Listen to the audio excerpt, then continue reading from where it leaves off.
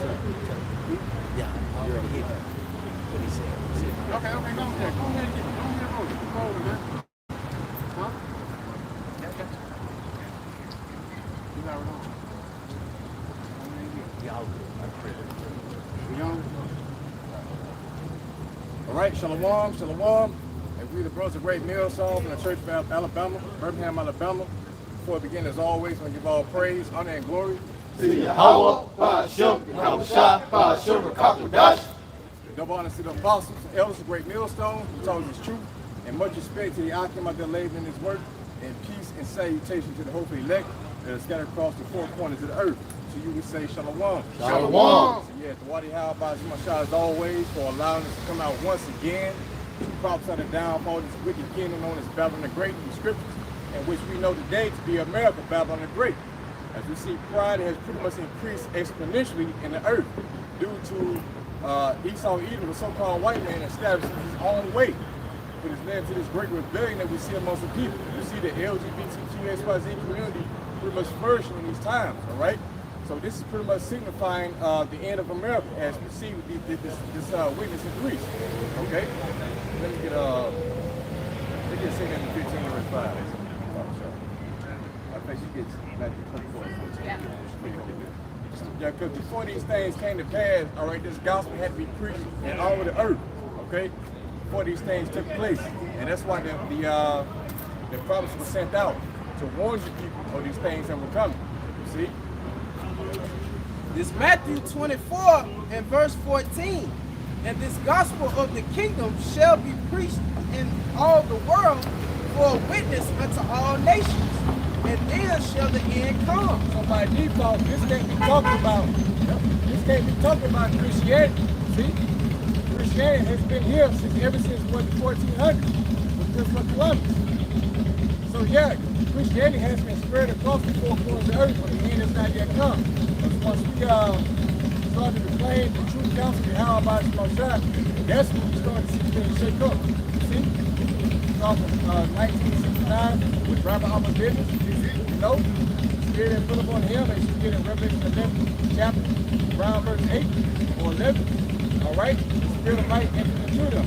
All right? And we stood up on our feet. And that's what you're seeing now. You're seeing the elect of Israel stand up on their feet and until us prophesy against their brothers, the so-called white men. All right?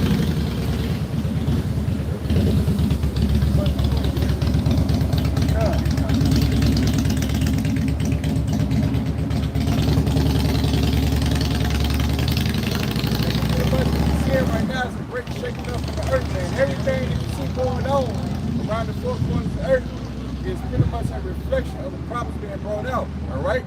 Without this being out here as a sign and a wonder, if you get Isaiah the 8th chapter, you know, we should be for a sign and a wonder, okay? These things will not take place. That's what you must understand. This is what the decree of the Heavenly Father Yahweh through the Son Yahweh Shai will come forth, okay? This is the book of Revelation, chapter 11, verse 8. And their dead bodies shall lie in the street of the great city. Yep, their dead bodies means the spiritual dead Israelites, man, in which they would lose their way, they would lose their customs, they would lose their heritage, they would lose the knowledge of who their power was, which was Yahweh Shemashah. They would begin to be called upon Jesus Christ and all these other different gods and philosophies that are not in line with the spirit of Yahweh Shemashah. Okay? And you get in Proverbs 21:16, he that wanted by the way of understanding shall remain in the congregation of the dead, man. You see? Which spiritually is called Sodom and Egypt. Spiritually called Sodom and Egypt. We don't have to go into the word Sodom. We already know due to the manifest works of ABC or the alphabet community, man. All right? But spiritually called Sodom and Egypt. Now, Egypt represents our captivity, the house of bondage. All right? When you look on the back of the dollar bill, what do you see? A pyramid of Egypt. See, so there's plenty of signs and wonders within America that lets you know that this is the place of our captivity and that this is talking about America. See, go ahead.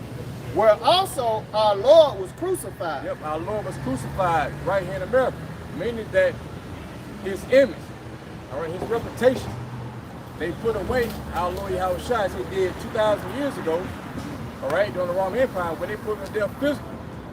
But today, spiritually, they put them there by taking away his authority and giving you what so-called white man Jesus Christ. You see?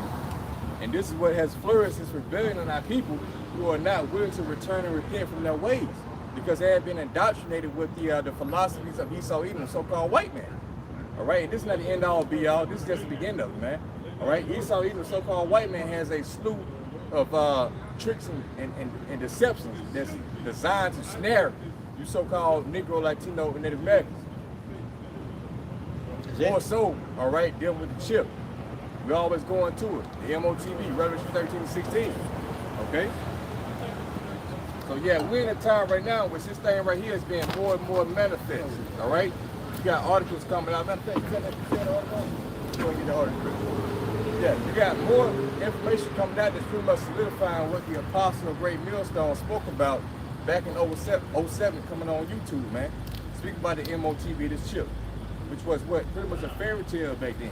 All right, you got people talking about this wasn't that, you know what I'm saying? There was not going to be any martial law or famine or any kind of chaos or Jacob Trump period.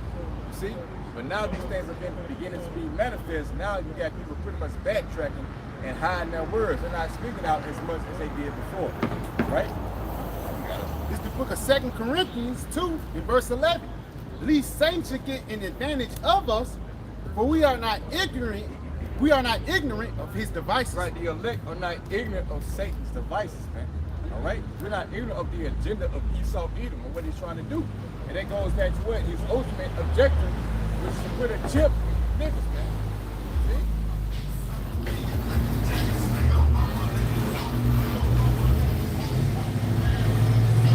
Yes, hey, man, hey, what do you have about myself? We ain't like these other people, you know? Because the Lord brought us out there, man. That used to be us. Riding around, you know what I'm saying, not knowing what the fuck is going on, not knowing that the so-called white man is looking to fucking destroy us, you know? So these people, they're going to be snared in an evil time because what?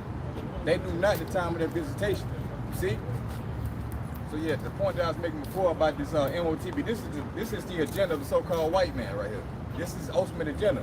And he's going to present a situation within the earth as he controls your water, food, everything that you depend on. All right, he's going to use it as leverage against you to get you to bow down to his agenda. And that's why we so fervent about warning about the MOTV, man. That's why it's so important for you to put away your life in this lifetime. All right, to look for a new life in the kingdom of heaven. You had to be spiritually departed from this life in order for you to receive, or to not take this thing, I should say, in order for you to receive the kingdom of heaven. Okay, that great hour of temptation as you read in Revelation 3:18. See? I got that article. Yeah, hold there. Con, this is the book of Habakkuk, chapter 2, verse 3. Yep. For the vision is yet for an appointed time, but at the end it shall speak and not lie. Yeah, the vision was goes to what the prophecy was not going to speak until the end, man. All right, it was for an appointed time. This is that appointed time. All right, as everything is been revealed. See? When you go into John the Revelator 2,000 years ago, he didn't really know what he was looking at when he saw people being chipped up, you know? But now we know. Now we see the technology that's being initiated or being set up to allow that chip to be implemented. This fourth industrial revolution. You see? So this is that appointed time, all right? And when these things are speaking and they're not lying anymore, you see it's becoming more and more manifest, right? So the Israelites have no excuse at this point, right? We have no excuse. And furthermore, we got information to back up what we're saying. Not only did the Lord give us the Holy Spirit through the scriptures to see these things before they would manifest, but now we got articles going to it. You see?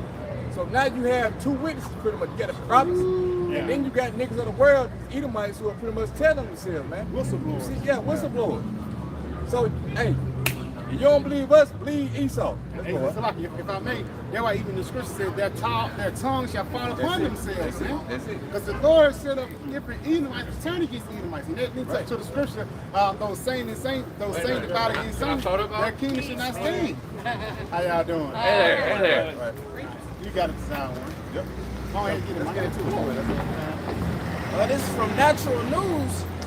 It says central banks planning to introduce CBDC microchip implants on top economies. Orange top economies, as I'm saying, their own tongue is going to cause, it's pretty is going to fall upon themselves, man. Their own people reveal their plans, see? So, this is saying that this CBDC, as you see IUIC going into trying to pretty much incorporate that with anything else but the MOTB, but right here is saying that it's going to be incorporated with a microchip, all right? So yeah, like you're saying before, it's getting made more and more clear as what the Lord is doing and who he's speaking to. You see? Giving you Israelites no excuse. All right? It's reading St. John 15 and 22. If I not came and spoken unto them, they had not sinned. But now I have came and spoken what? Through the prophets. Now you have no cloak for your sins, man. You have no excuse. The Lord has made known unto you. What the Lord said, I will make known my words unto you, man. All right? So, now at this point, it's all due to your what? Your flesh, your rebellion. That's going to lead to your destruction, which is justifiable, man. In the sight of Yahweh by Shimon Shah, right? Because it's the book of Isaiah 42, and I'm going to start at verse 9. It says, behold, the former things are coming to pass, and new things do I declare. Before they spring forth, I tell you of them. That's it. Now, who's going to tell that to you? His prophets. You see? Amos 3 and 7.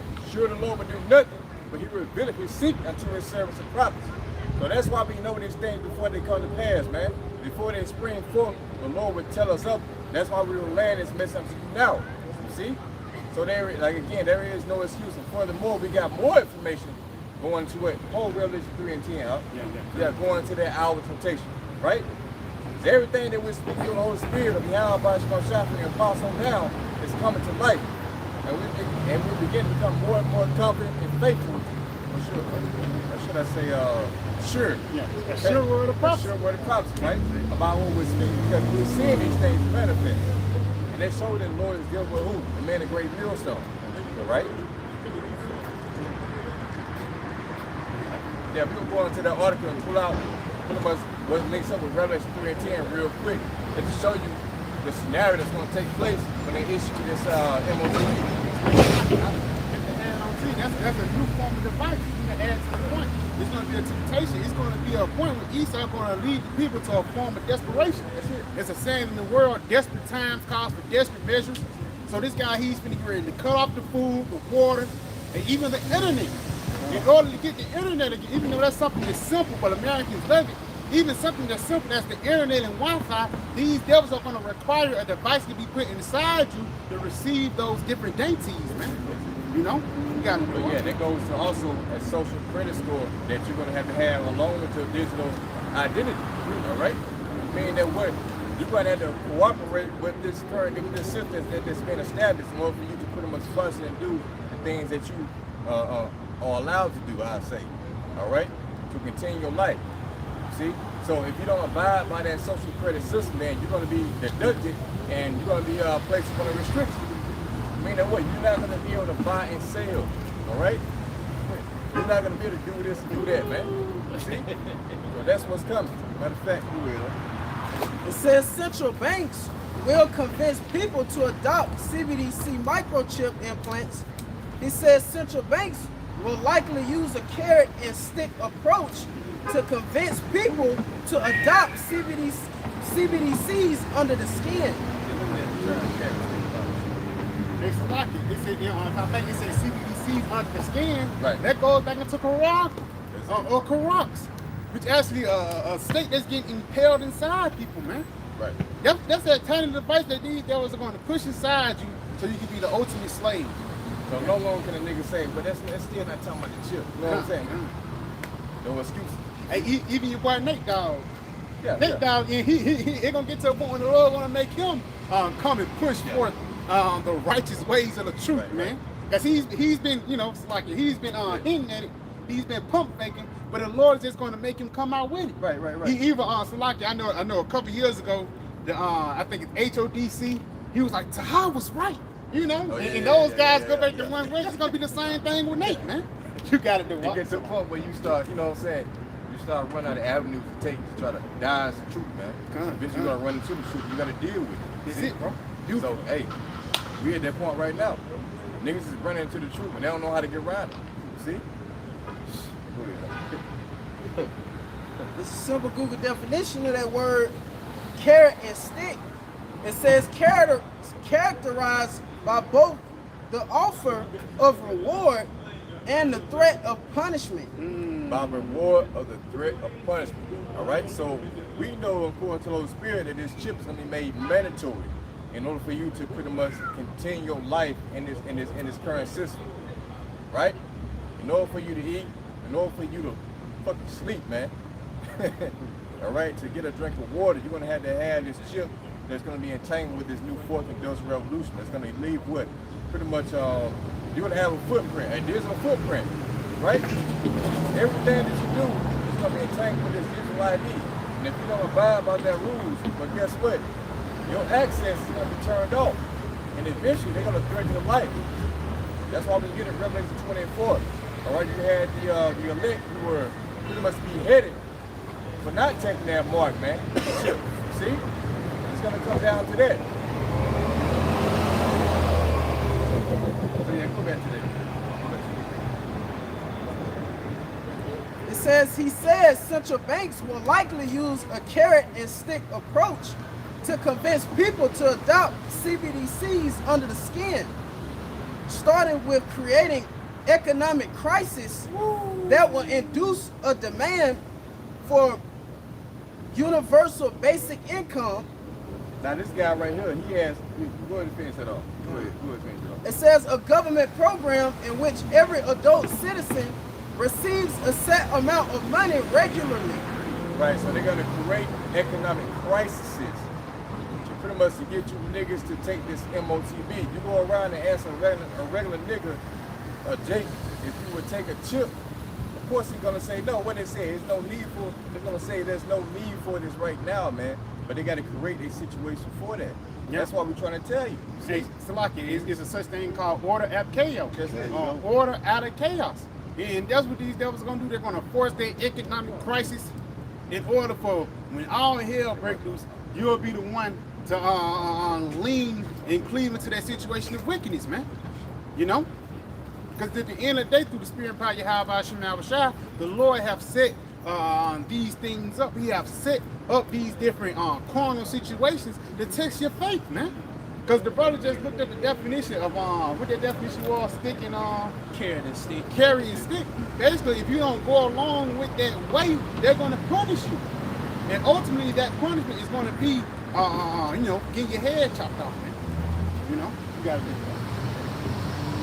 It says the central banks will then claim that they need the CBDC chip implant to run the UBI efficiently. Oh, it's like a UBI.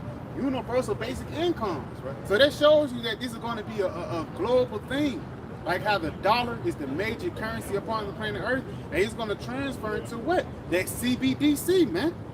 Which is going to be backed up by ones and zeros, man. Digitally. You know? You got it.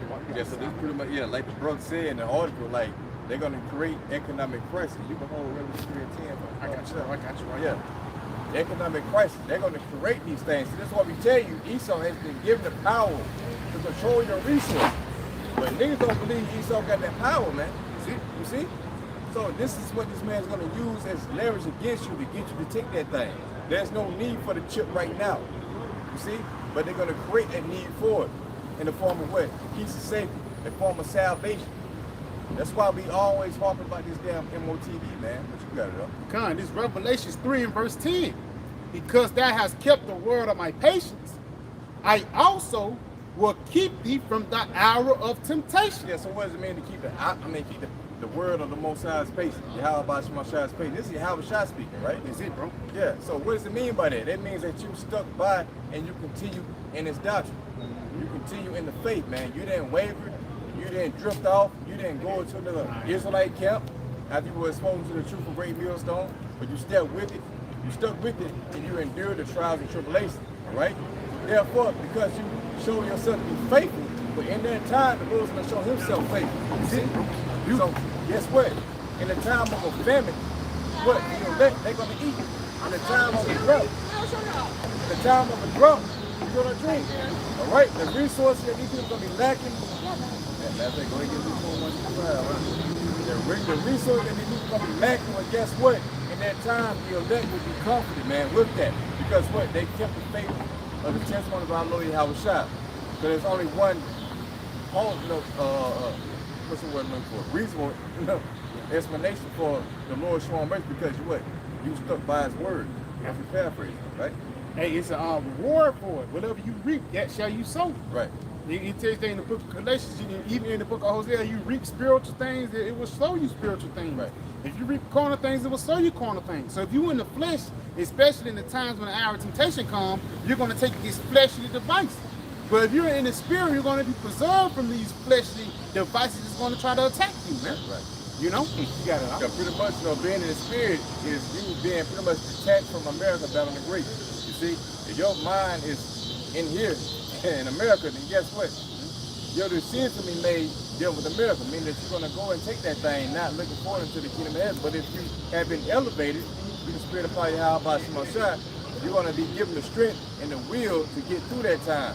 By what? By not taking that thing, and then ultimately waiting on the mercy of Yahweh Shai. Right?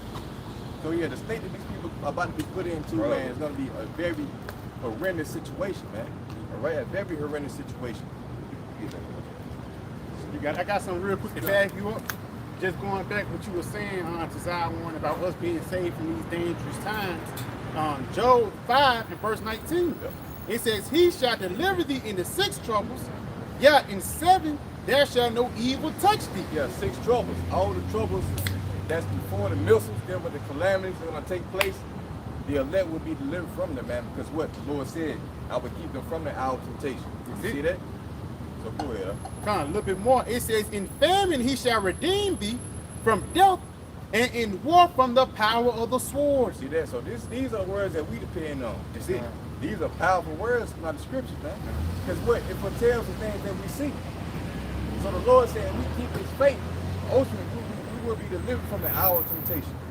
All right? We will be fed in the time of famine, man. By the way of what? Miracles. But you fucking niggas don't believe, man. One body and Satan. Yeah. You see? So yeah, we even IUIC, you niggas don't believe in miracles either. You know what I'm saying? So yeah, this is the gift that we have been given, the faith.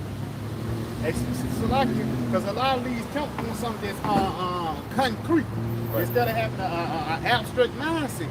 Right. These people, they want physical things. I want you to show me the sea of God. I'm still using $1 today. I'm still using the credit card today. But only in a matter of time, because like the Order of Ring, we don't need this for today. But only a matter of time, in a matter of 24 to 48 hours, things can instantly change. Something as simple as another school shooting, or something as heavy as another terrorist attack. That system can be implemented just like that, bro. And it's forcing you. How do I know you a good guy or bad guy if you ain't got no sea up inside you? That's how it's going to be pushed forward, man. They're going to push forward. If you don't have that device inside you, you're going to be the bad guy upon the planet Earth, man. But through the spirit and power of Yahweh Shai, we're going to wear that badge honorably, man. Because that's going to be part of us standing so stiffly in front of the faces of us that have afflicted us. We standing stiffly now, and we're going to have to be standing more stiffly in the times that we're coming in. You know? You got to know. Yeah. Yeah, pretty much, man. That is true. Yeah, so pretty much, what the Bible is explaining the fact that life is here. There's no way you're going to be able to endure these times for the coming. All right? The Lord's going to try every Israelite, you know what I'm saying, to see where his faith is at. This is the great trial of tribulation, great time of testing. You see? So what the scripture saying? If any man shall seek to save his life, he shall lose it. But if any man shall lose his life for Yahweh Shai's sake and the gospel, he shall save it, man. You see? So what? You gotta be willing to die for this truth. That's what we talking about up here, man, through the spirit of power Yahweh Shai. If you're not willing to die, then ultimately you're not willing to live. You see that? So yeah, we got something great to look forward to, man. And we know that this MOTV is gonna come with a great time of temptation, in which you're gonna have your family, your friends, you know, in the world who are going to come against you. So when that time of testing comes, how are you going to be able to deal with it? Are they going to be able to pressure you into going and taking this damn chip? Your wife and your children, your loved ones, are they going to be able to pressure you in that time to go and take this fucking chip? Or are you going to stand still for the name of Yahweh Shai? So we can sing it in the second chapter. You see? So that's what's coming. That's why we push separation from your how about your shot. Let's get Micah 2 and 10. That's all. Got it. This 2 Timothy 1 and verse 7. For the Most High have not given us the spirit of fear, but of power and of love and of a sound mind. Not the spirit of fear, man. We don't fear what man can do unto us, man. Knowing that Yahweh Shemashah controls everything. See, that's the thing with you niggas. You don't really believe Yahweh Shemashah is controlling the so-called white man. That's why you're scared to go out. You're scared to speak against the so-called white man. And you're scared to lose your fucking life in America. See? But we be given what? A sound mind. All right? A stable mind, man. In the time of reversal. You see, and we meditate on these things day and night. You see? So yeah, our mind has been well equipped. Lord willing, Lord give us strength to endure. Yeah, this is the preparation part right here. See? Yeah, get that mic. Con, this is the book of Micah, chapter 2, verse 10. Arise ye and depart. Yep, arise ye. Come and wake from the dead, nigga. Hey, the spirit, yeah, because we was all once niggas before, Yeah, man. you right. That's like it. Say Yeah, awake from the dead, man. Before we see about the elect. Come. Hey, what's scripture say? Romans 13 chapter. How's it go up? 13:10. Oh, yeah. High time to wake out of sleep. That's it. Water. It's high time to wake out of sleep and arise from the dead. Okay? And what? Depart. Read it again. Con, this is Micah, chapter 2, verse 10. Arise ye and depart. Arise ye from the dead and depart from what? America. From Esau. You see? For this is not your rest. This is not your rest. All you niggas seeking for a bag in America are going to be sadly disappointed, man. The days are coming where a nigga hold up a brick of fucking 5s and 20s until the fucking year is going to be ended, man. You see? We sick of you niggas, man. You niggas will do anything for a fucking check. That's how we know you're going to take that fucking chip. You see? So yeah, arise ye and depart. If you're an Israelite, you know it. Arise and depart through the spirit and power of Yahweh Shemashah, man. You see? Spiritual. Because it is polluted, it shall destroy you, even with a sword destruction. Yeah, because America is polluted with what? Idols. It's polluted with pollution. Things that are not in line with the spirit and power of Yahweh Shemashah, which is clean. All right? Scripture say where you have bringing out what? Broken systems. Yeah, pretty much you had taken on wicked philosophy, man. And that's pretty much what you being aligned with America continue. So ultimately, what that's going to lead to your destruction because you depend on America to continue. You see that? I got something for you real quick. This is the book of Romans 12, verse 2. And be not conformed to this world, but be ye transformed by the renewing of your mind, that ye may prove what is good, acceptable, and perfect will of the Most High. And if I may just add the point where the brother just added, because this place will destroy you with a sword destruction. Because if you're ultimately comfortable in this place and you love this society, you're going to end up with that seal. And we know what that seal is going to end up with. What it say, Revelation 14, chapter fire and brimstone, man. That's what the seal going to end up with. But if you be faithful unto death, what's going to end up with? It's going to end up with life. The everlasting in rulership. That's why it says, be not conformed. You go into that word conform, it actually goes back into being the same mindset of someone or to mimic out of someone's pattern. So if you are mimicking yourself out of the pattern of the white man, you're going to get destroyed. You know? You're supposed to mimic yourself out of the mindset of Yahweh Shai. You got to do it. Basically, man, to be conformed with this world means that you want America to continue. See? If you're not looking for America to be destroyed, look for the kingdom of heaven. Like in the 2 Peter 3rd chapter. See? When you have a see? You know what I'm saying? If you're not looking for that, then ultimately you're not conformed, man. You have not been reborn. But rather, you're looking to be what? A fucking Israelite in America, man. Which is what? Peasantry, man. You know? You got niggas boasting in their money, boasting in their riches and shit. And at the end of the day, you spending Esau money, man. Yeah. You know what I'm saying? You're not spending your own money. You're not sovereign.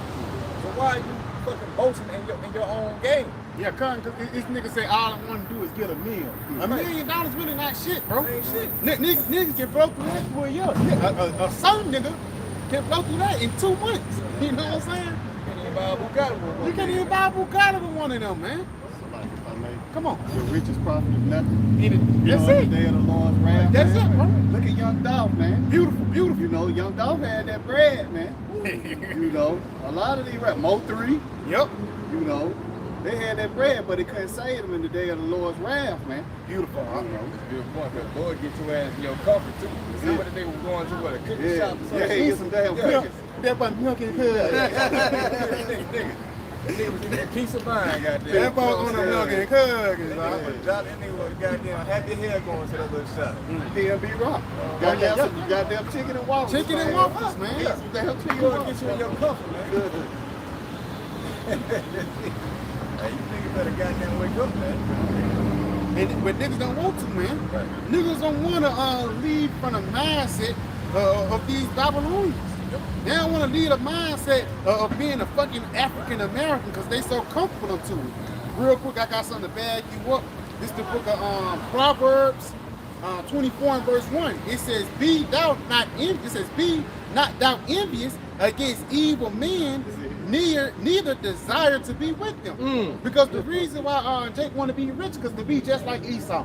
Because even guys like Jeezy, his first album, he was a nigga with baggy pants, elbow one. You look at his later album, he got a three-piece suit on. That's showing you that he desire to be with Esau. I got another one. It says, "Eat thou not the bread of them that have an evil eye, neither desire thou his dainty meats." And you go into the word dainty meat, it means like jewels or something like that. You can't desire the dainty meats that Esau give you. Because ultimately those dainty meats will lead into your death. Ultimately, how Esau ultimately get Jake through the flesh. They give your dainty meats, money, cars, clothes, and hoes. That's how they get a Jake. You send some money to, nigga got $100, money, he got a car, he just washed his car that weekend, he got home, he finna trick off on the weekend. And now he going back that Monday, happy to be an American. So he can do it all over again next week, man. That's why I'm gonna be glad when Yahweh start destroying these niggas, man. The elder brother Rafah, he mentioned earlier about how they taking away certain of these guys' pension funds. That's a beautiful thing. Because you guys, y'all lean upon this society. You think this place is gonna be the same every day. It's gonna be one day and everything is gonna change. Your plans, you know, guys in the LGBTQ that's, you know, walking around, the Lord, he's finna get ready to take all these wicked niggas out. And guess what we're gonna do when that happen, man? We're gonna rejoice. You know, you got an idea. Yeah, we're gonna rejoice in your calamity, because what, man? That's First and it. foremost, you heard the report. That's it. All you old head niggas, everybody got a fucking phone, you know what I'm saying, Facebook or social media page.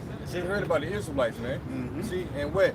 That was supposed, when she heard Deuteronomy 28, that was supposed to spark your spirit to go and seek more and more. You see? You didn't have to specifically come across great millstone, but the fact that you don't want to seek out the Yahweh Shemashah is going to lead to your destruction. Yeah. Right? So yeah, that's what's going to come, because you niggas like to just stop at Deuteronomy 28, put on fringe and a t-shirt, and claim you're an Israelite. That's going to fucking lead to your death, man. Because what? You don't ultimately have a knowledge of the Yahweh Shemashah. You see? But yeah, let's get to Isaiah 30 chapter. Con, this is the book of Isaiah, chapter 30, verse 1. But there were false prophets also among the people.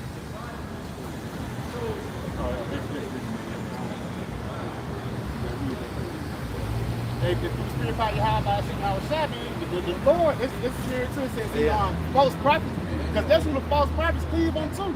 The false prophets cleave unto Esau Edom. You know what I'm saying? John, this Isaiah 30 and verse 1. Woe to the rebellious children, saith the Lord, Yahweh Shemashah, that take counsel, but not of me. Yeah, so woe was mean what? Destruction to the rebellious children. The rebellious children are the ones who will not hear the law of the Most High, which will not hearken to the words that are coming out of the Bible, man. Of Yahweh Shemashah. You see? And that cover with the covering, but not of my spirit, that they may add sin to sin. Yeah, so that you take counsel of anyone else but Yahweh Shemashah to the words of the prophets, right to the mouth of the prophets. Okay? But you're taking counsel and everything else that's not in line with the scriptures, man. You see? And this is what's going to ultimately lead to your demise, your perplexity, your confusion. You know, everything that you niggas depend on to deal with this life is gonna come tonight. And we're speaking about what? The kingdom of heaven coming, man. Something that's far beyond this current society. You see, you know what I'm saying? And then again, it takes faith to believe it because we preach the being delivered by what so-called UFOs. And how many people can believe that? That's why you have to be endowed with the spirit of faith in order for you to even hearken to this truth, man. You see? But yeah, you niggas that rebel, well, guess what? It's gonna come back and bite you in the ass. That's it, bro. That walk to go down into Egypt. That walk to go down into Egypt, what you're regressing into the ways of Babylon, Egypt, America, okay? By seeking to these wicked counselors, okay, who are not coming in the spirit of Yahweh Shemosha. You know? That comes in many phases, man. Whether you're seeking money, whether you're seeking fame, anything that contributes to your comfort in this lifetime, all right, it's gonna come to naught. Except you to abide within the scriptures of Yahweh Shemosha. That walk to go down into Egypt and have not asked at my mouth. Yep, by the mouth of the prophets. Right, correct. To strengthen themselves in the strength of Pharaoh and to trust in the shadow of Egypt. Right. So again, you're strengthening yourself in the strength of what? Pharaoh. And with some money, Pharaoh is Esau, the so-called white man, who's dealing with what? His current establishment. All right. So this is how you're strengthening yourself by subscribing to these different philosophies. You know what I'm saying? By taking advice from Dr. Umar Johnson. Goddamn, any of the other different wicked ass counsels, man. You know what I'm saying? Which is not in line with the scripture. Because ultimately, their counsel is not of the counsel of Yahweh Shemosha. Right? So at the end of the day, that shit is going to come to naught. And it's going to lead you at perplexity again, and ultimately you're going to be destroyed. Hey, Slocky, even guys like Farrakhan, who know about the truth, guys who know better, but they continue to go into the ways of evil, the Lord going to really destroy you. That's the niggas that's going to be beaten with many stripes. Right. Because you knew better. You know what I'm saying? Especially if you got in this truth and you had taste of the riches of Yahweh Shai, you go back into the world and put Yahweh Shai ashamed, you're going to get put to death, man. In the grievious way. You got it, man. That's a good point, yeah. That's Salmonella. Even what Al Sharp told, man. A lot of these niggas really Freemasons. Yeah. A lot of niggas really sold out, just like you see with these top actors. These niggas are number actors, man. You know what I'm saying? Playing a role because they want their part in the part of Esau's NWO as well. But little do they know is that the covenant they made with Esau is going to come back and bite them. See? That's what it's saying in Isaiah 28, that covenant with death shall be disannulled. See that? So we the only group, I'll say, all right, we are, that don't align ourselves with anything dealing with Esau's system when it pertains to the Bible. We have been given free reign to preaching to you the whole gospel, not keeping back nothing. See?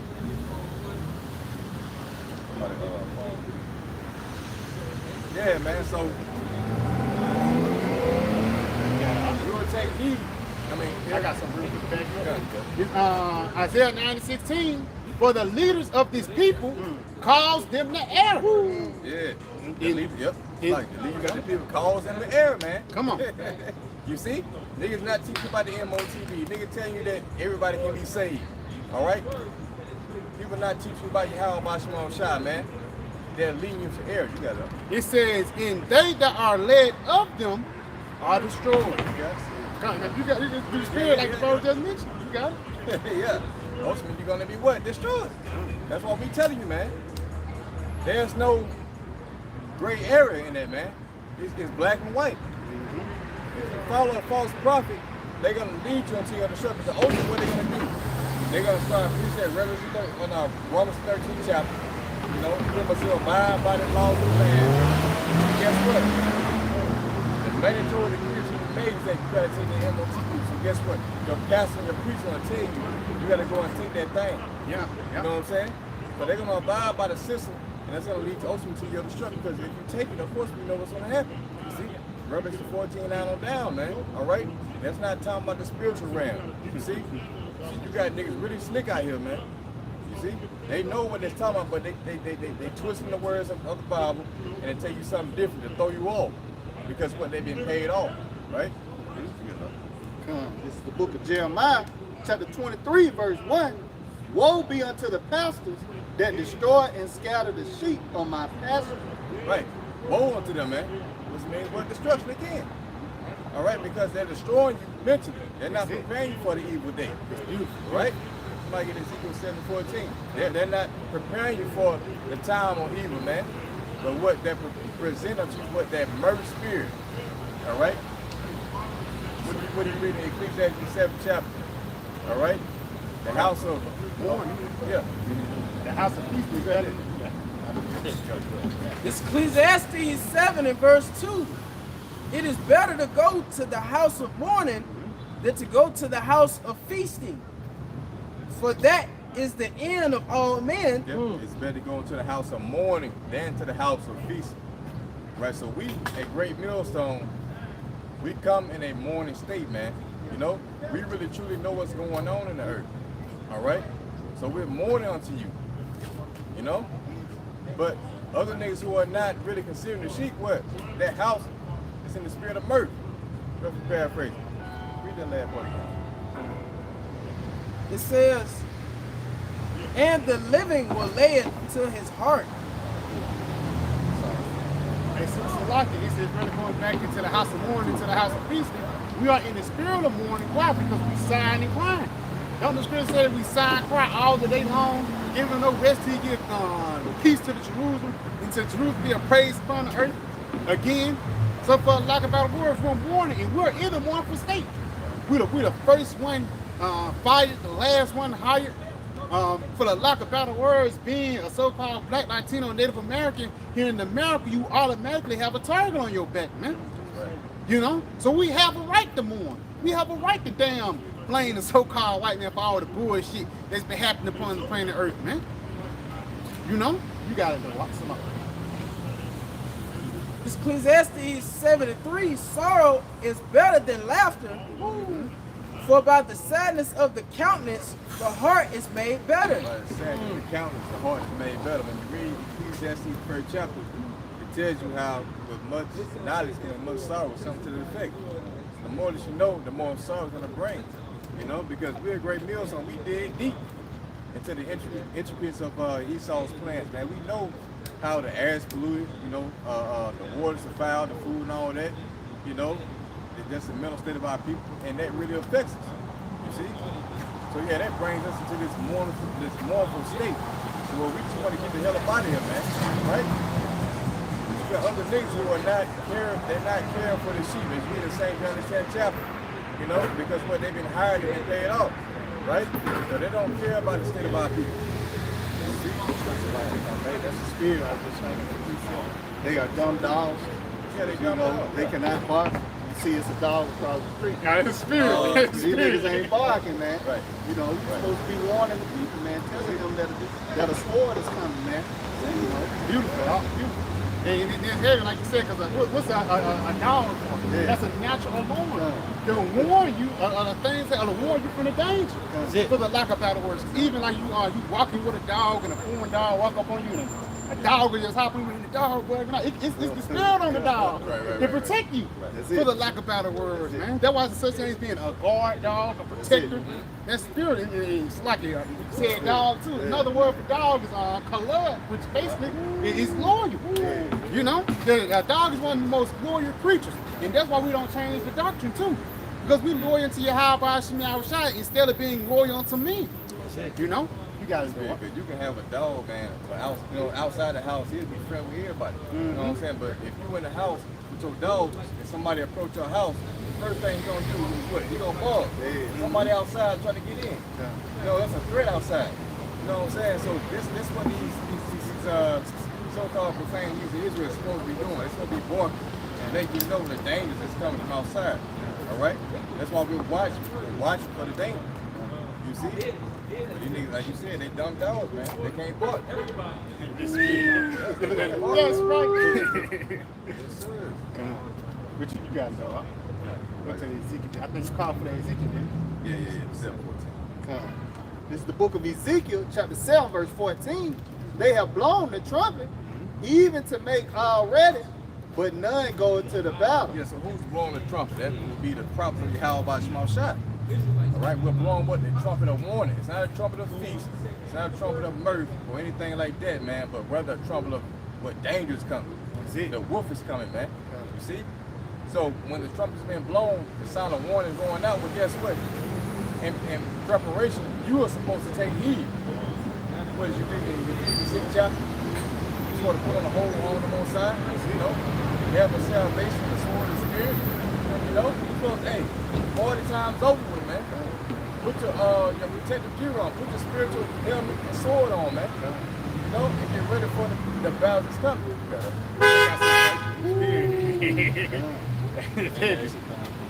This is the book of Proverbs 23. It's like it's Proverbs 22. In verse 3, it says, a prudent man foreseeth the evil and hideth himself, but the simple pass on and are punished. Yep, the prudent man foreseeth the evil, and then he hideth himself. That's it. And that's him taking heed to the warning. See? You're going to put on what?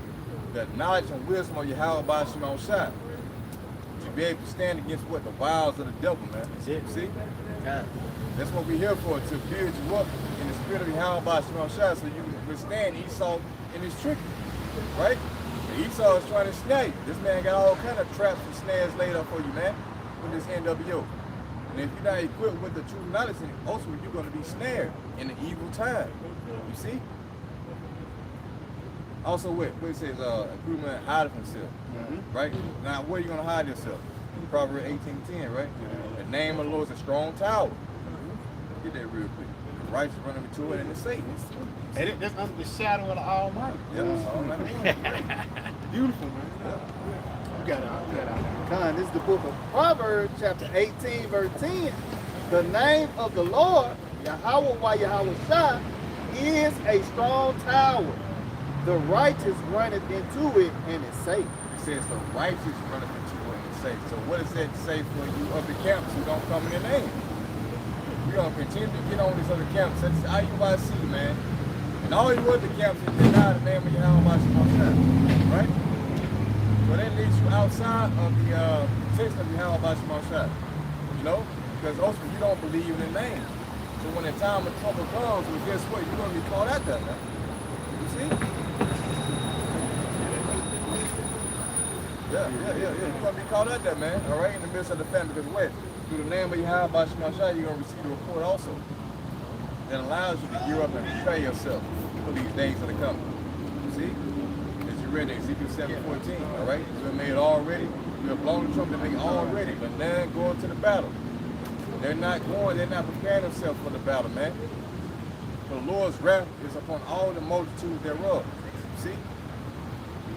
But that's the state that we're coming into, man. All right? The scripture overall is gearing you up for the great time of temptation. See? This is not a fucking offensive type thing, man. This is serious business. This is life or death. What did Moses say? I said before you this day, life or death. Choose life that you may live. See? And that troops all the way up to this time, man. That's what they're talking about right now. You see? And those same niggas back then are back today.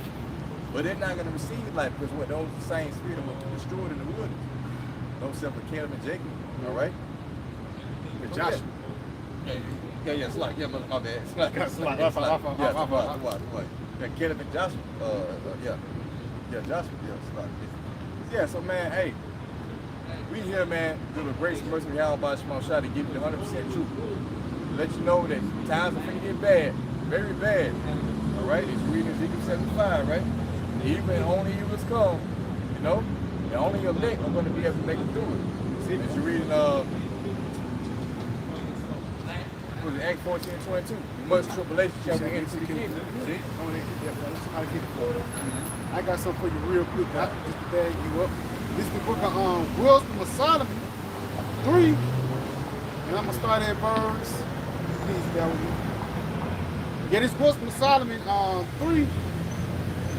And I'm gonna start at verse 1. It says, "But the souls of the righteous are in the hand of the Most High, and there shall no torment touch them." That's going to the elect, man. They're in the hand of the Most High, which is who? Yahweh Shai. The elect were given over to Yahweh Shai. See? But Yahweh Shai said, "I lost none but the son of perdition," man. See? So yeah, Yahweh Shah said, well, I would deliver you from the hour of temptation and all of that. So, and we depend on Yahweh Shah. That's why he must be praised. It says, in the sight of the unwise, they seem to die, and their departure is taken for misery, and they're going from us to be utter destruction, but they are in peace. We are in peace, man. And more spiritually, in these times, we're in peace. Yeah, we're dead unto this world, but guess what? We live according to the word of God. So yeah, when you see us, we look like we just fucking through it, like we just defeated, but no, we waiting for America to be destroyed so what we can get the kingdom, man. See? So we openly at peace because we have received a report, man. We believe in it, right? So like the OJs, your body is here with me. But your mind's on the other side of town, man. On the other side of town. And that's how this, even though we're here in the physical, our mind is still with Yahweh Shah. And that's why even like that, you might catch hell, you might go through elements and things like that, but through the spirit, you still there. Right. Through the spirit, you still present with Yahweh Shah, even watching the video. That's why I said, well, I shall be, my Savior shall be also. You can have a bad week, you can have a bad day, you can have a bad month, you can have a bad year. But it can be words of Yahweh Shah that just cheer up your countenance, man. You know? Now, yeah, you say, our department is taken from risk. Yes, sir. So what does that mean? Our department is taken from risk. That means that what? We're ultimately dead to this life again. See? Hey, so like, even said departure, even you losing everything. Yeah, even a part of the departure, you losing everything. On this side of the earth, on this side of, in this realm, you lose money, cars, clothes, and homes. What happened to Job? Job said he's going to give us that plus 100-fold through the spirit and power of Yahweh Shah. And that's a perfect trade-off. The Lord gave you, he took this way, he took that away, and he gave you something way better. Right. And that's what Yahweh Shah always been doing, man. He always been upgrading us through the spirit. That's it.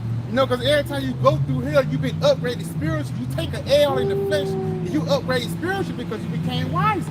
You messed up in this situation, you failed. That's why the scripture say a just man fail sometimes and get back up again. That self represents completion. And what you falling, guess what comes with falling? It comes experience. So when you get in that position again, you know not to fall over that rock, you know to jump over. You see what I'm saying? And that's how Yahweh Shah is building us up in the spirit right now. That's a beautiful thing, You got it, bro. You had something, Mike? You got it. Well, that's 2 Peter 3 and verse 13. Nevertheless, we, according to his promise, look for new heavens and a new earth, wherein dwelleth righteousness. Landing back on what the brother was bringing out. Hey, we don't care about the things on this side, man. We understand and know that it's a kingdom, but that it's a world beyond Babylon, man. The kingdom of heaven is at hand. You see, and we seeing Yahweh Shah making that transition now. You see Deuteronomy 30 and 7 is taking place, being placed upon our enemies, slowly but surely. But Yahweh Shah is going to make all these prophecies come to pass, man. That's what we out here for, What you got, man? It's beautiful because you said we're looking at past Babylon. That's a part of flipping the page. A lot of Jake didn't flip the page. Jake think this is the end of the book. Now knowing that the book is just beginning through the spirit and the power of Yahweh Shah. It's a whole other page when life starts, man. It ain't gonna be you gotta wake up 6 o'clock in the morning. It ain't gonna be you gotta toil to get your riches, man. You gotta do it. Y'all brothers got it. Yeah, man, because when the scripture say, where there was no vision, be prepared. Because hopefully, like I said, our mind is not here, but it's on the other side of town. And that's talking about the kingdom of heaven, man. All right, we look for a new heaven and a new earth. And when you're looking forward to that, man, you really don't care about things that goes on in life, man. You have to take shit on the chin more than you did before you came into the truth. You see, because now you have a greater understanding of life in general. You see, you understand death, you understand life, you understand that we who have been trying down, we didn't have no hope before we were exposed to this truth, man. You know what I'm saying? What did we look forward to? We're trying to get a fucking bag in America. But now we have been exposed to the fact that we finna get the whole world back, man. We finna get immortality. Now what's a greater value than that? You see? So once you come to that realization, then ultimately everything else, man, hey, with the hell with it. So what? You know what I'm saying? You got this coming, and you know it's coming. You feel me? So now it's like, we have to take, like I said, we have to take shit on the chin and keep it moving, man. Hey, Siraki, that's why even Sirach, it says, be patient while I change to a lower state.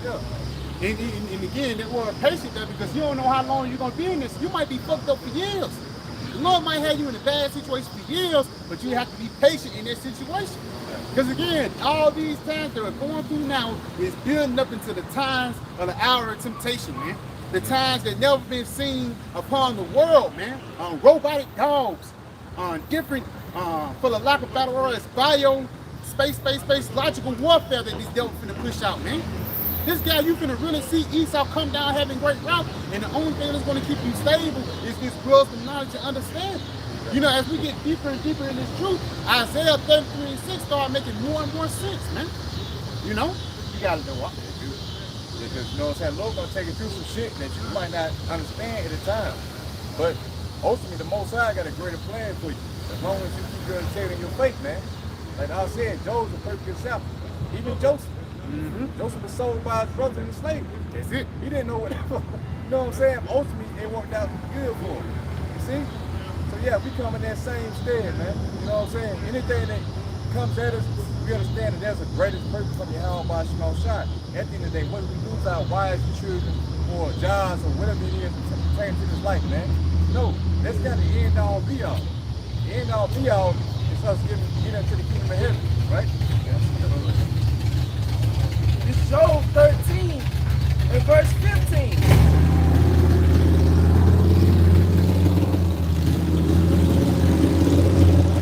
It's Job 13 and verse 15. Though he slay me, yet will I trust in him. But I will maintain mine own ways before him. He says, though he slay me, I will trust in him. Because how the brother Josiah, when we was talking last week, he's the same power that put that pain upon you, but he's also going to be that same power that's going to deliver you, man. He brings the pain and he brings the healing, man. Read that one more time, Papa Pasha.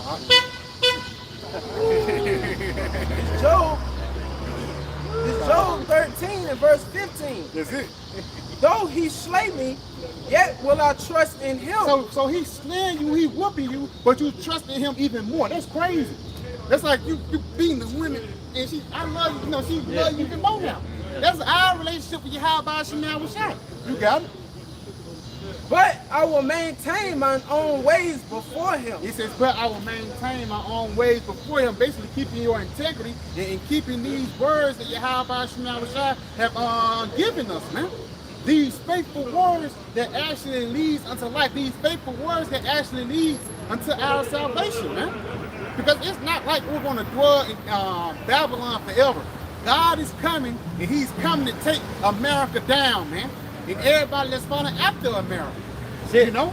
Because, hey, even a lot of people got to admit, America is not so beautiful anymore.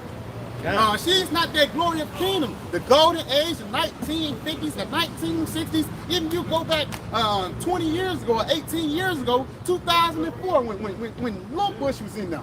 Going to Daddy Bush, they don't have that power anymore. Why? Because the Lord is breaking this kingdom down, man.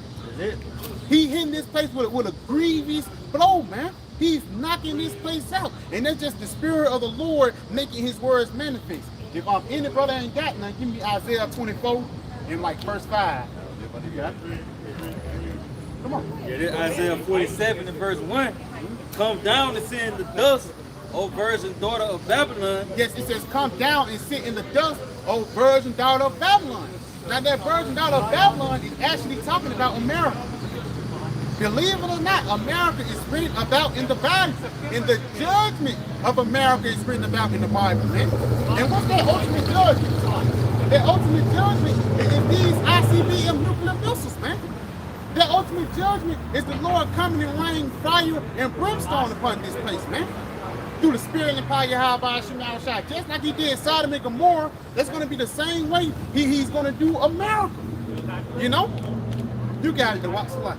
Yeah, you say O daughter of the Chaldeans. Oh, daughter of the Chaldeans, and that's the spirit. It's a sign right there that says Magic City. The Chaldeans back in the Babylonian Empire, they was known for sorcery. Yeah. That's the spirit, man. This is Alabama is a heavy place of witchcraft, man. You know, you gotta know it. Yeah, he say, O daughter of the Chaldeans, for thou shalt no more be called tender and delicate. So thou shalt no more be called tender and delicate. Back in the 1950s, she was a young tenderoni. You fast 30 years later, the breast started to sag, crow's feet start to appear. I wish we ain't gonna do it like that, but I wish I could get the balls on camera, man. You gotta do it. I'll continue on. It's the spirit, man. And he said, take the millstone and grind meal.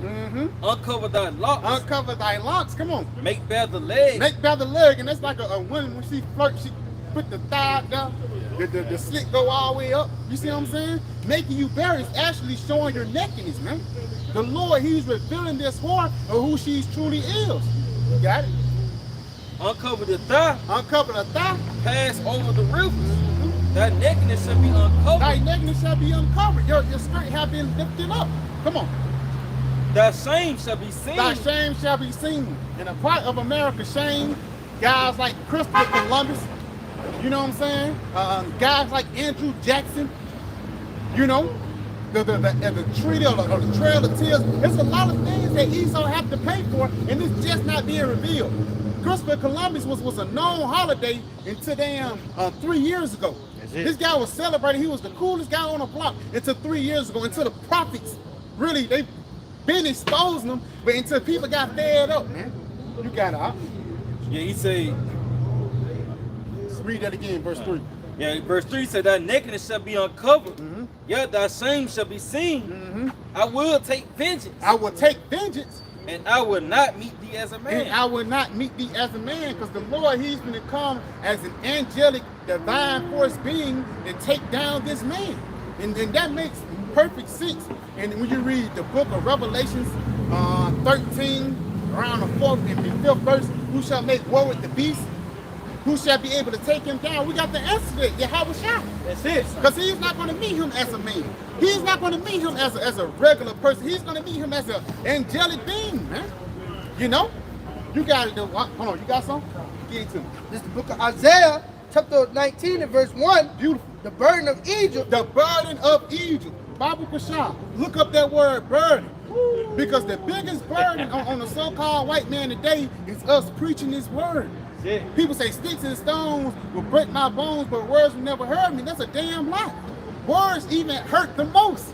Because ultimately these words come back in the physical. Real talk, my grandma said that to me one time, my great grandma.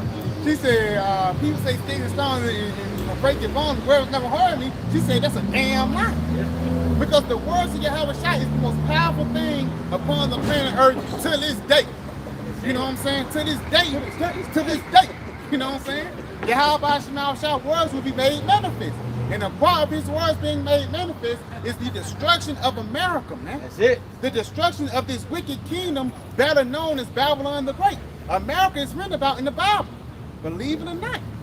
You gotta know what? This is the book of the word burden, Strong's H4852, and it says load, bearing. Load, so you carrying a load or you bearing a load? Come on. It says tribute. Tribute. It's burden. Burden. Matter of fact, go down to the Strongs.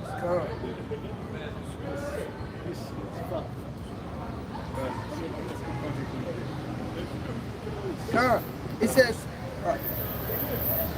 okay, it says, in utterance, chiefly a doom. Yeah, utterance, chiefly of doom. Read that again. It says, in utterance, chiefly a doom. Utterance, chiefly of doom. So this burden that's talking about is the burden that the Lord is going to come destroy America. Read that again. I can Isaiah 19 chapter 1st verse. This is the book of Isaiah, chapter 19 and verse 1. It says, the burden of Egypt. Behold, the Lord rideth upon a swift cloud. The Lord rideth upon a swift cloud. Read it from the top one more time. God, it says, the burden of Egypt. The burden of Egypt. Behold. So this is an announcement or utterance of doom. What's the evidence of doing for America? The UFOs coming and the chariots coming too, man. I mean, the UFOs and the chariots coming, but the missiles are coming too. You got it? It says, behold, the Lord rideth upon a swift cloud, and shall come into Egypt, It shall come into Egypt. You got it? and the idols of Egypt shall be moved in his And presence. the idols of Egypt shall be moved in his presence. So everybody that you worship here, even the king that you worship here, guess what? They're going to be moved out of place because Yahweh Shai is going to come and take their place, man. You got something? Hold it, Revelation 19 and verse 13. You got it?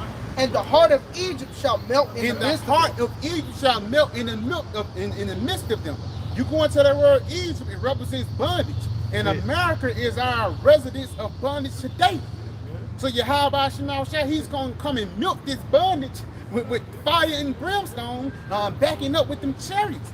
But guess what? That's going to be the stamp. The missiles is going to be the stamp of the end of this world. It's going to be the stamp of us suffering. End of us suffering. It's going to be the stamp of the beginning of righteousness. You got it, huh?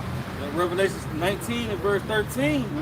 And he was clothed with the vesture dipped in blood, and his name is called the Word of the Most High. That's Yahweh Shai. Come on, continue on. Yeah, he say, and the armies which were in heaven. Matter of fact, start at verse 11. My bad. Okay, yeah. Revelation 19:11. And I saw heaven open, and behold, a white horse. And that white horse is representing the UFO. You got it? He said, and he that sat upon him was called faithful and true. He says, and he that sat upon him was called faithful and true, which is Yahweh Shai. You got it?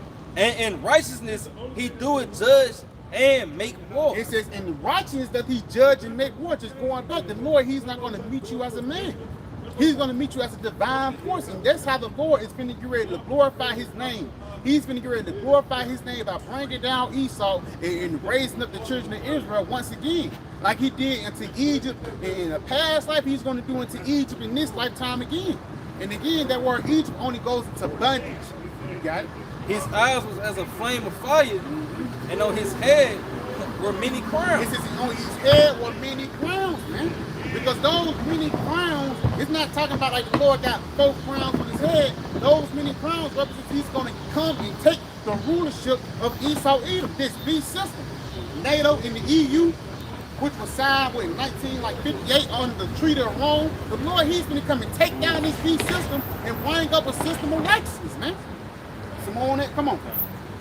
He say, and he had a name written that no man knew it but himself.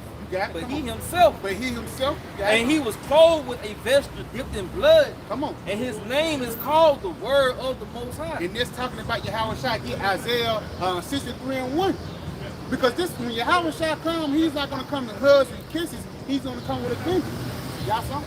Come on. It's the book of Isaiah, chapter 32 and verse 1.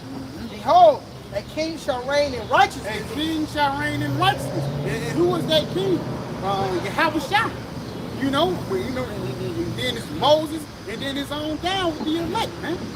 You got to read that one more time. It says, behold, a king shall reign in righteousness, and princes shall rule in judgment. And princes shall rule in judgment. And Lord willing, we hoping to be a part of those princes to rule the planet Earth in a righteous way, man. You know, having the affairs of nations in our hand, man. The affairs of the world in our power, man. You know, that's something only a king would dream of.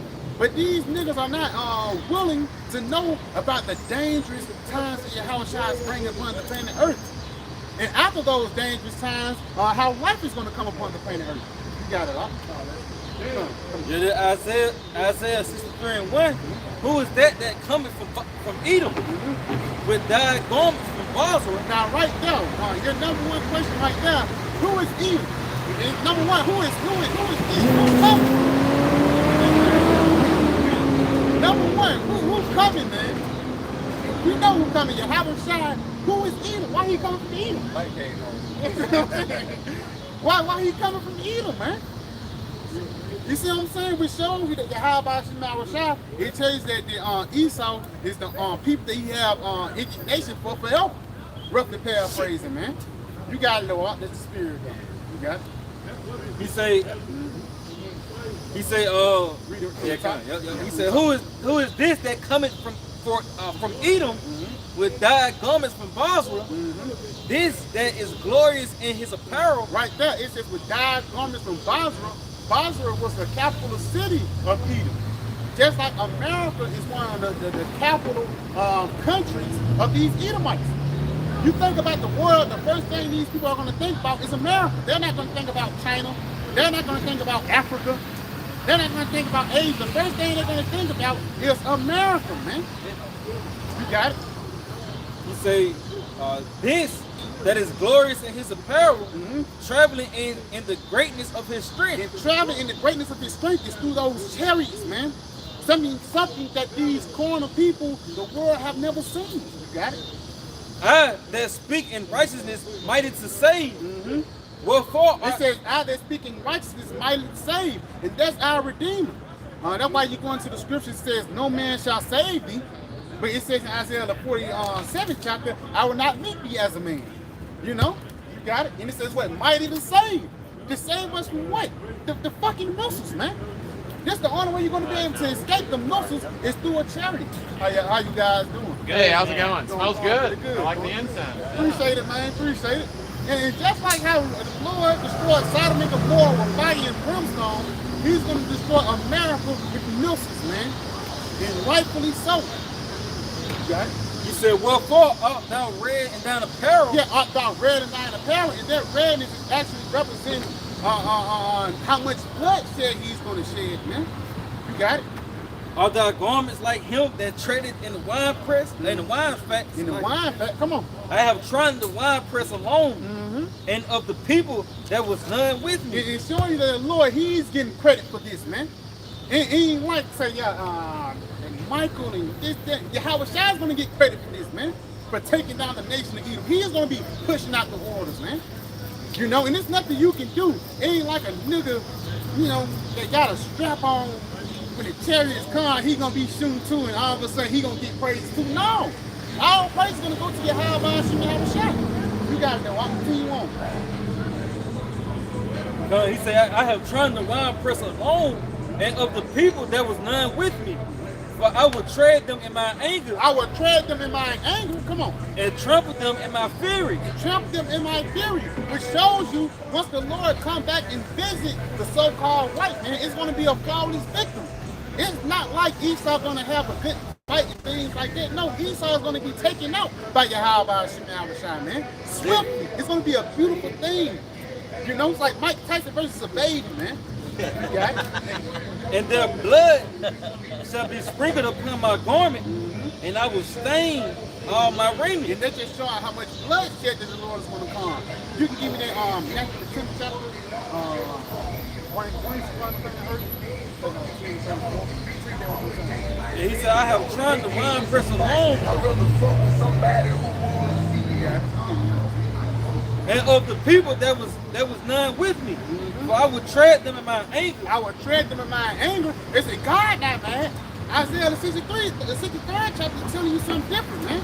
This is not the God that the Baptist church teaches about, man. This is the true God of the powers of heavens and earth, man.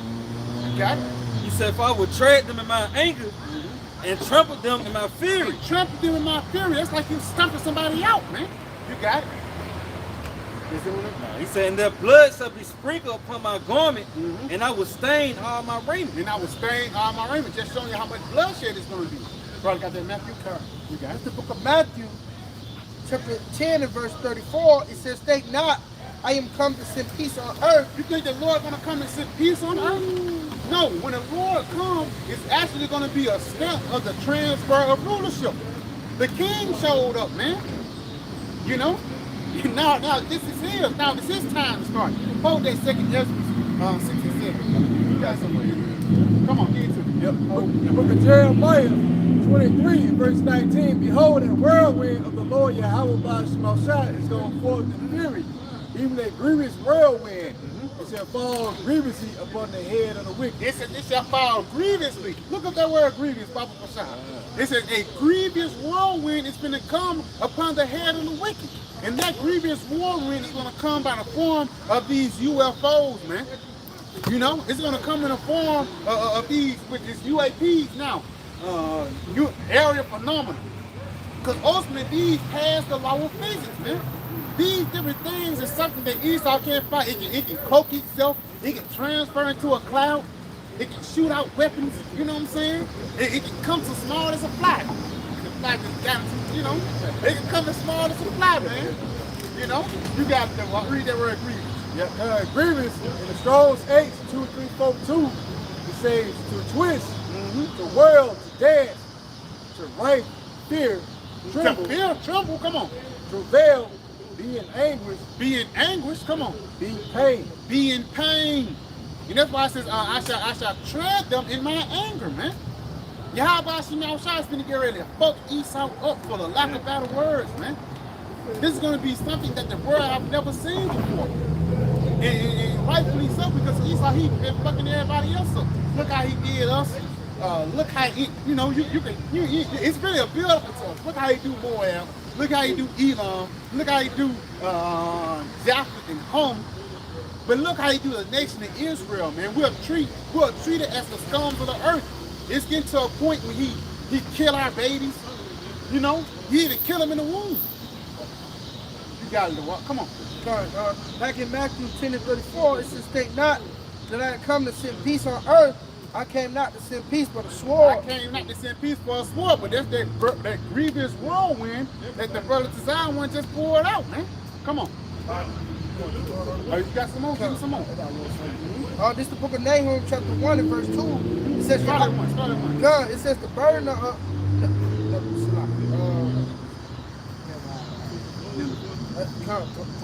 the burden of Nineveh. Now, when you go into the story of Nineveh, and that's the spiritual America today, that place ultimately got destroyed. And we just went into that word burden again. It's an utterance of doom. You got it? The book of the vision of Nahum, the Escoshite, Yahweh is jealous and the Lord revengeth. The Lord revengeth and is furious. Yes, it says the Lord revengeth. And that's why the scripture says, vengeance is mine. It's going to be Yahweh Shemel Shai that's going to get the glory. Read that again. Huh? It says, Yahweh Shemel Shai is jealous and the Lord revengeth. The Lord revengeth and is furious. In his furious, come on. The Lord will take vengeance on his adversaries. It says he will take vengeance on his adversaries. And who's our adversary? Esau Edom. One way, I'm not a big fan of the LGBTQ, but he is. That shows you that he's against me. You got it? It says vengeance on his adversaries. Vengeance on his adversaries, come on. And he reserveth wrath for his enemies. And he reserveth wrath for his enemies. Because a certain level of judgment was only reserved unto Esau Edom. Like the judgment of Ramses going through the Gulf of Suez in the waves crashed down on. That was judgment that was set for him. And the missiles of judgment that's set for Esau. Come on. Yep. The book of Job 21 and 19, the Most High layeth up his iniquity for his children. He left up his iniquity for his children. Come on.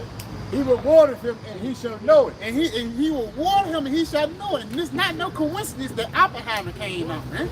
You know? Because he started crying. He said, I become the destroyers of the world, because that's how you're going to end up being destroyed.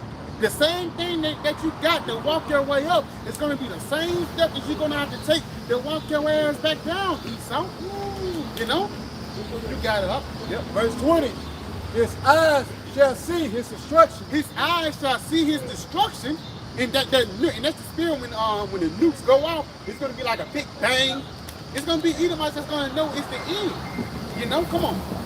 It says, and he shall drink of the wrath of the Almighty. And he shall drink of the wrath of the Almighty. You go to Revelation the 14th chapter, that's going to be a cup that's poured with indignation, man. You go into that word pour, it's a violent act for the lack of better words, man. You know? That was it on there, lock?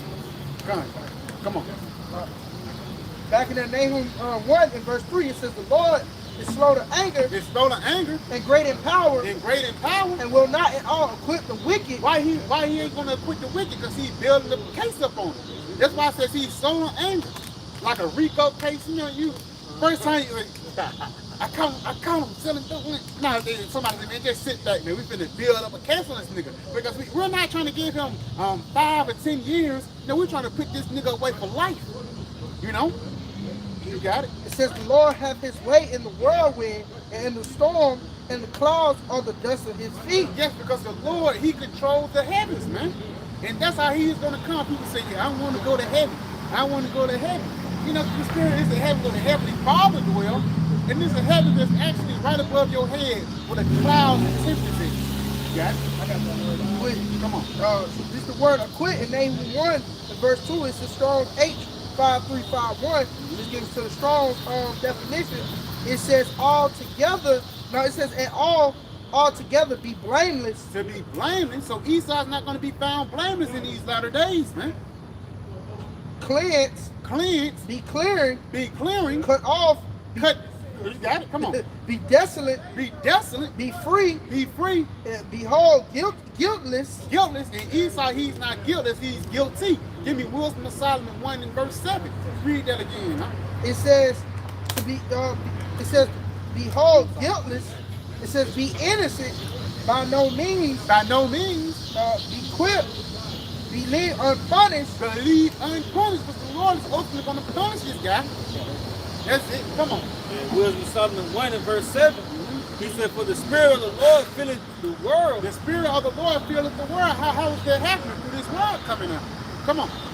And that which containeth all things hath knowledge of the voice. Come on. Therefore, he that speaketh unrighteous things. Right there. He that speaketh unrighteous things. Now, part of those unrighteous things is those different legislations that this devil be right. The legislations that a man can marry, you know, the legislation that if an 8-year-old want to turn it to somebody else, they can. That's an unrighteous thing that these devils be signing out for, man. And you think the Lord, and that's just something small. It's just imagine the things that this devil do in darkness that we don't know about, that he don't even actually write on the books, man. It's a sick guy that we're dealing with. Read that one more time, man.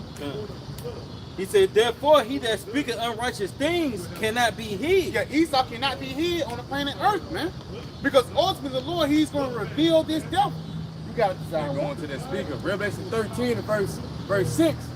And he opened his mouth and blasphemy against the Most High. He opened his mouth with blasphemy against he even cursed the Most High, man. He cursed the Most High, and ultimately he pushed forth ways and legislations that's adverse to the Most High, man. You know, Job 9:24 making more sense. The earth is given into the hand of the wicked. If not, where and who is he? If the so-called white man is not the devil, then who is, man? Who can push forth something that's more adverse to the powers of the heavens and earth?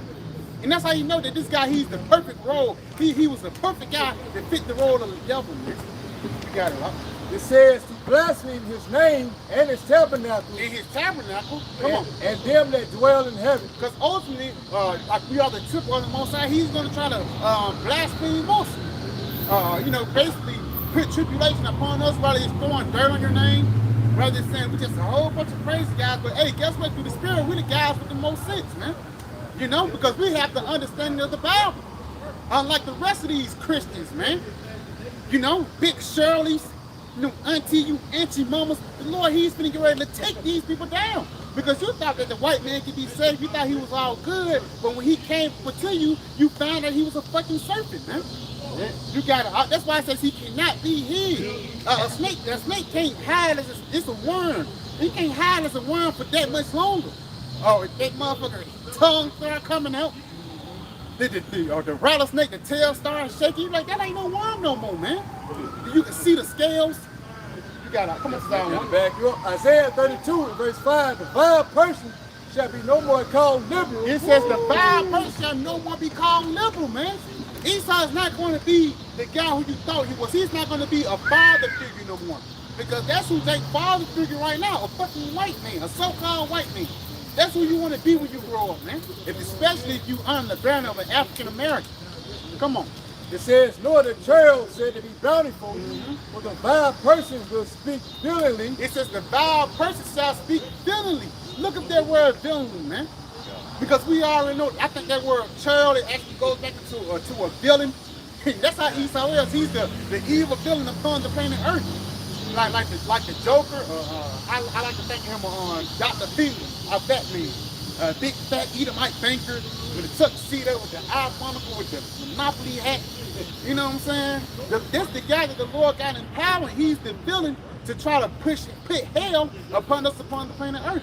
You got it out there. Yep. Strong's H 5039, it says senselessness, folly. Folly, and that's why I said folly is selling great victory. Because the guy that speaks forth folly and foolish things is ruling. You got it. It says disgraceful folly. Disgraceful folly, come on. Of immorality, immoral, and profane action. and profane actions. Don't he push forth profane actions upon the planet Earth? You know? Now go back into the scripture. Huh? God. Isaiah 32:6, for the vile person will speak bitterly, and his heart will work iniquity. And his heart will work iniquity. A part of his iniquity is what the LGBTQ feeding people pork. Even it's a new thing, beyond meats, beyond burgers. Man, that could be soil and green. I find that's the spirit every time that beyond meats, they always be in a green package. You could look. I advise brothers to watch that TV show, that movie Soil and Green, 1970 version. Yeah, that's a badass movie. But that's what these beyond meats are. It's soil and green, man. Mystery meat. But that's something that's something that Esau enjoyed. He enjoyed eating kids and, crazy things like that. You got it, huh? It says, and to utter error against the Lord. And to utter error against, you saying the Lord wrong. Nigga, the Lord created you. How you gonna say that the Lord is wrong? Come on, huh? To make empty the soul of the hungry. To make empty the souls of the hungry. And the souls of the hungry is talking about the children of Israel. And how is the way that he's making us empty by giving us these vain things? Like 40 acres in a mule. That's empty, man. Even you get a record contract, that's something that's empty. Through the spirit of power, Yahweh Shah, once you come into this truth, then you get full. You got it? It says, and who will cause the drink of the thirsty to fail. Mm-hmm. He says, and will cause the drink of the thirsty to fail, because we're thirsty not on righteousness. And this devil, he want to take that out, man. He want to take that way out of the own way. Come on, Adon. Yep. Verse 7. The instruments also of the church are evil. The instruments of the church are evil. Now, a part of those instruments is this MOTB, man. What that sign is? The MOTB. This is part of the instruments of the church, man. The instruments of Esau Edom. Because ultimately, this time he's going to try to start his NWO. Come on. Yep. The instruments of the church are evil. He devises wicked devices. He devises wicked devices to destroy the poor with lying words. To destroy the poor with lying words, because he's going to push forth this device through the way of with the dainties. Yep. Saying you can get this, you can get that. Oh, you 67? I can make you live to you 300. You want that can? You want that can? That pension? I got you. Now, at the end, I'm going to throw a little bit on top of it. They show you that in a movie, like the first part, the guy, he said, all I got to do is pick this in my eye, you give me 500, you like 5,000. He was like, yo, stupid ass nigga sold out for 5 racks, man. You sold your soul for 5 racks. That's finna start happening a lot as we get closer to the hour of temptation, man. That's what saying. You buy a nigga for cheap. That's it. Woo! They bad. They did the same thing in Egypt. What is that? Yeah, in Genesis. Yeah, Genesis. Because if I make slocky, they sold all they had. You got it. Yeah, because he said it was a famine in the land. The dollar fed. He said, why should we die? Yeah. By us. Yeah. Because once you have nothing else to sell, you have to sell yourself. That's why an indentured servant, he said you working off your debt for lack of better words, and it's just a servant that you just take care of, man. You got to do it. Is it on that? Yeah. You got some? Yep. He devises wicked devices to destroy the poor with lying words, even when the needy speak of right. Even when the needy speak up right. And we are the needy that's speaking right today, man. We're telling you that Yahweh Shemel is going to take this guy down and he's going to bring us up. But a part of him going down is him being revealed. Go back to that Wisdom of Solomon, verse 8. Wisdom of Solomon 1 and 8. He said, therefore hath he spoken unrighteous things. He hath spoken unrighteous things. Cannot be hid. Cannot be hid. Neither shall vengeance when it punishes even pass by him. Vengeance when it punishes pass by him. So when the Lord come down with judgment, it's not going to pass over Esau. That judgment actually going to come for Esau. Esau. Come on. And he said, for inquisition shall be made into the counsel of the It ungodly. says inquisition shall be made unto the counsel of the ungodly. You go into the word inquisition, it means a deep level of interrogation, man. Intense interrogation. That's that light bulb on. You know, it's one light in a room, and that motherfucker pointed on you, Esau.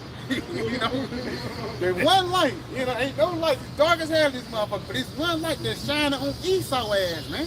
They're showing you that this is the guy that's the cause of all our problems. Come on. He say, and the sound of his words shall come unto the Lord. And the sounds of his words shall come unto the Lord. For the manifestation of his wicked deeds. For the manifestation of his wicked deeds, because it's being revealed that Esau is the wicked that the Bible speaks of.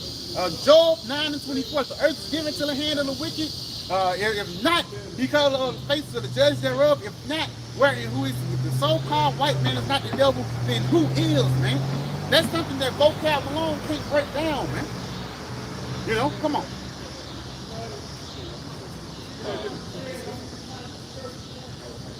This is the book of Psalms, chapter 21 and verse 11. That's it. It says, for they intended evil against me. They intended evil against us. And how is they intended evil? Jacob's trouble. There's a reason why it's called Jacob's trouble, because the nation of Jacob is going to be in trouble. They're going to go through a lot of hell. They're going to have to go through a lot of hell, man. You know, in order to get into the kingdom that we're coming unto. And what's that hell going to be? By the way of a famine?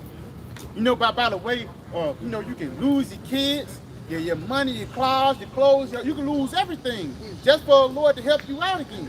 You know, just for the Lord to bring you back up. Come on. Come on, I got you. It says, they imagine a mischievous device which they are not able to perform. Yeah, which they are not able to perform.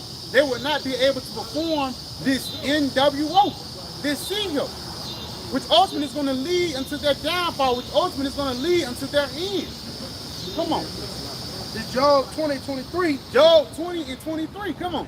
When he's about to fill his belly. When he's about to fill his belly. When he's going to get that NWO off the ground, man. When he's going to get ready to achieve this new world order, for the lack of better words, Yahweh is going to take this guy down, man. Come on. Yahweh shall cast the fury of his wrath upon him, and shall rain it upon him while he is eating. It shall rain it upon him while he's eating. So while this devil is in the midst of his coming up in wickedness, the Lord, he's going to rain fire and brimstone on him. You know what I'm saying? Come on, matter of fact, you still in Job, give me Job 5 and start at verse 11. Because through the spirit of fire, the Lord is going to get ready to disappoint the wicked, man. You know? He's going to get ready to disappoint the so-called white man. That's the spirit gate breaking up. But you going to wake up with Esau put his foot in your ass. That's why I said even the scriptures make no sense. In the day of thy power, thy people shall be willing. They're making more and more sense now, man. You know what I'm saying? Come on, huh? You got something? Come on.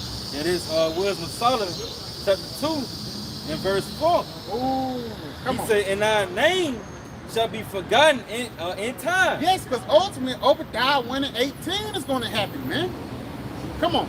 And no man shall have our works in remembrance. In the kingdom of heaven, it's not going to be no Bart Simpson dog hide up in your palace. No, man.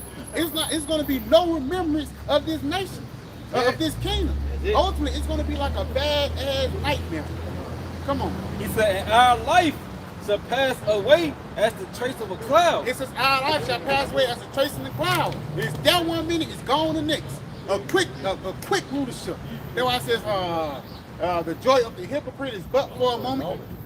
It's only for a moment you got to Esau. It's not forever. Come on. And shall be dispersed as a mist. It shall be dispersed as a mist. Come on. That is driven away with the beams of the sun and overcome with the heat thereof. So basically, Yahweh is going to take Esau out, man. And it's going to be a swift taking out. Because through the spirit of Yahweh, the Lord, he said, it's like a mist. It is down 1 second, then it's gone the next, man. Come on. And he said, for our time is as a very shadow that passeth away. A shadow that passes away. It's fickle. It changed every moment. If the light shine on it even more, it's gonna turn a different way, man. Come on. He say, and after our end, there is no returning, for it is fast sealed, so that no man may come again. Yeah, so that no man may come in. It's not gonna be no remembrance of the nation of Edom, man. Hold that Wisdom Solomon 2nd chapter. Give me what you got. This is the book of Job, chapter 5 and verse 11.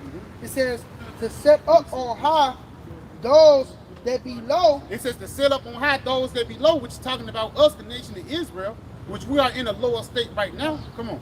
That those which mourn may be exalted to safety.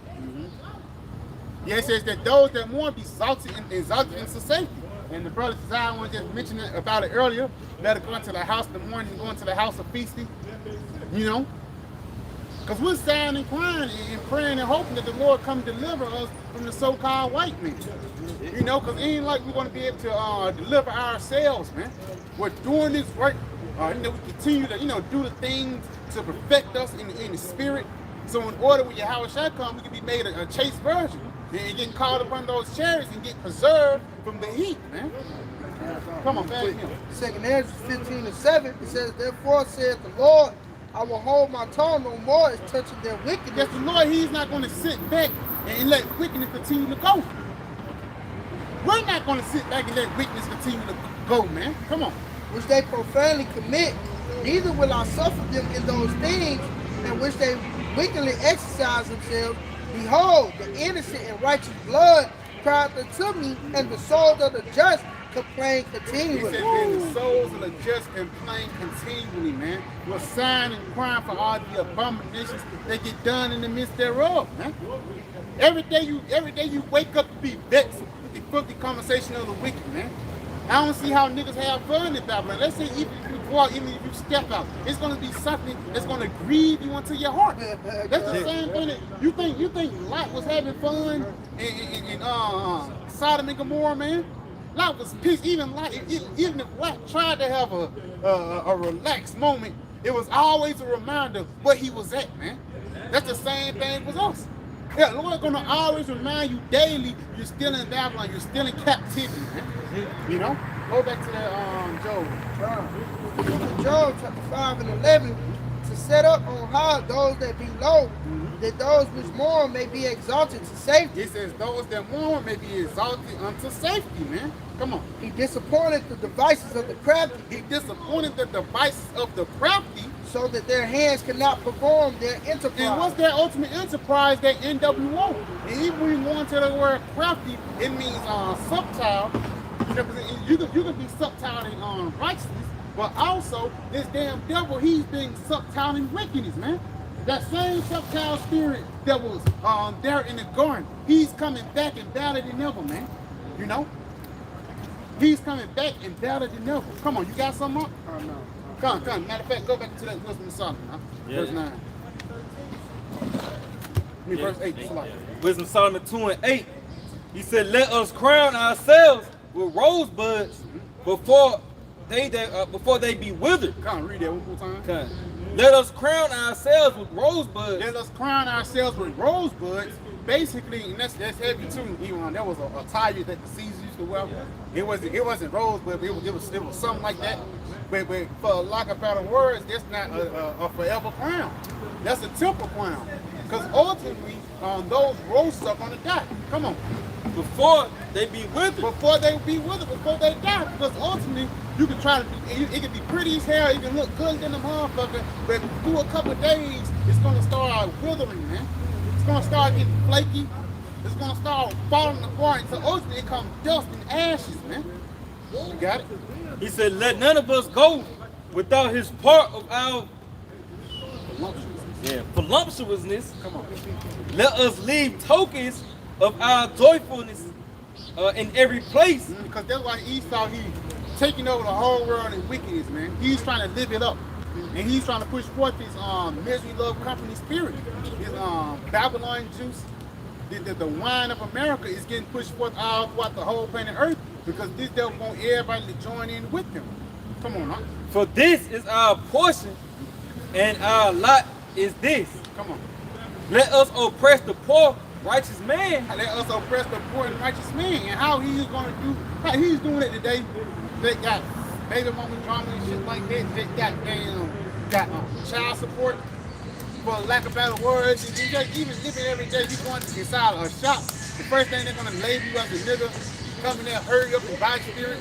You know, a lot of Jake, they be in there, you know, a lot of Jake, especially black men, they be in that feminine spirit now, they Tyler Perry spirit. All those things is a part of Esau oppressing us, man.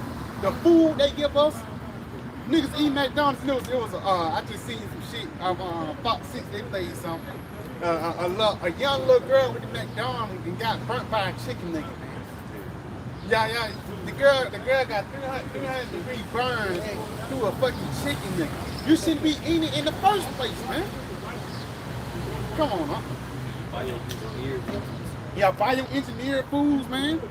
Mixing genes, that shows you that Esau wicked. The Lord already made something perfect, and you mix them together, fucking it up, man. You know? Come on. Yeah, he said, let us oppress the poor righteous man. And even that, the steroids they give to the chickens, the estrogen that they put in certain foods, the testosterone they put in certain foods, man. Real talk, man. This is throwing our people out of whack. That's why through the spirit, Yahweh says the heart of every one of them is deep. Esau actually researched the blood of Jake, man. He know, like I said, I know make your blood boil. Esau know a pork chop, 500 pork chops you eat in your lifetime. The 501, now you gotta get your foot chopped off, man. Esau know Jake to a fucking T, bro. He know it makes you tingle. That's why Hennessy is a big thing. Hennessy is a big. I like Hennessy. Hennessy, you know, Jake, it's certain things that just labeled onto Jake, man. The NBA, certain shoes, Jordan, that's just labeled onto Jake, man. Even McDonald's. Every time you go into a McDonald's commercial, it be a Jake on them, man. That's labeled onto Jake. You see what I'm saying? Nigga got, you know, singing to another. They biting up a big neck together. So like, If I can say, they got some shit in like they put in food called astrogen or something like that. Yeah, I heard. Yeah, and that shit like changes the DNA of male and female. It makes the male more feminine and the female more masculine, man. So that's why we see Jake pretty much, you know, pretty much twist the shit up. You know what I'm saying? Jake is pretty much becoming feminine, vice versa, man, because the food is fucking out his stuff. Man, that's the spirit, man. You said he's fucking us up. Because the spirit probably how about Shemal shot. I seen that they put like a thing of frogs, a male frog, in water. And for like about over a period of time, the male frogs started being women. Right. Esau probably been had this thing out, man. All of a sudden, a nigga you went to school, he got hips and shit now, man. Nigga sick, bro. And there's a lot of guys, like, they develop breasts and things like that. It's because your hormones are thrown out. A lot of women, they start to grow beards and things like that. And a lot of medicine that Esau put Jake on too, man. You know? Yeah, high cholesterol and shit like that. Blood pressure, diabetes. That's a Jake shit, man. Even though Edomites get diabetes too, but sickle cell. Sickle cell, only Jake can catch sickle cell, man. That's how you know Esau even went down to the bloodline. He hated you through the blood, man. Come on, huh?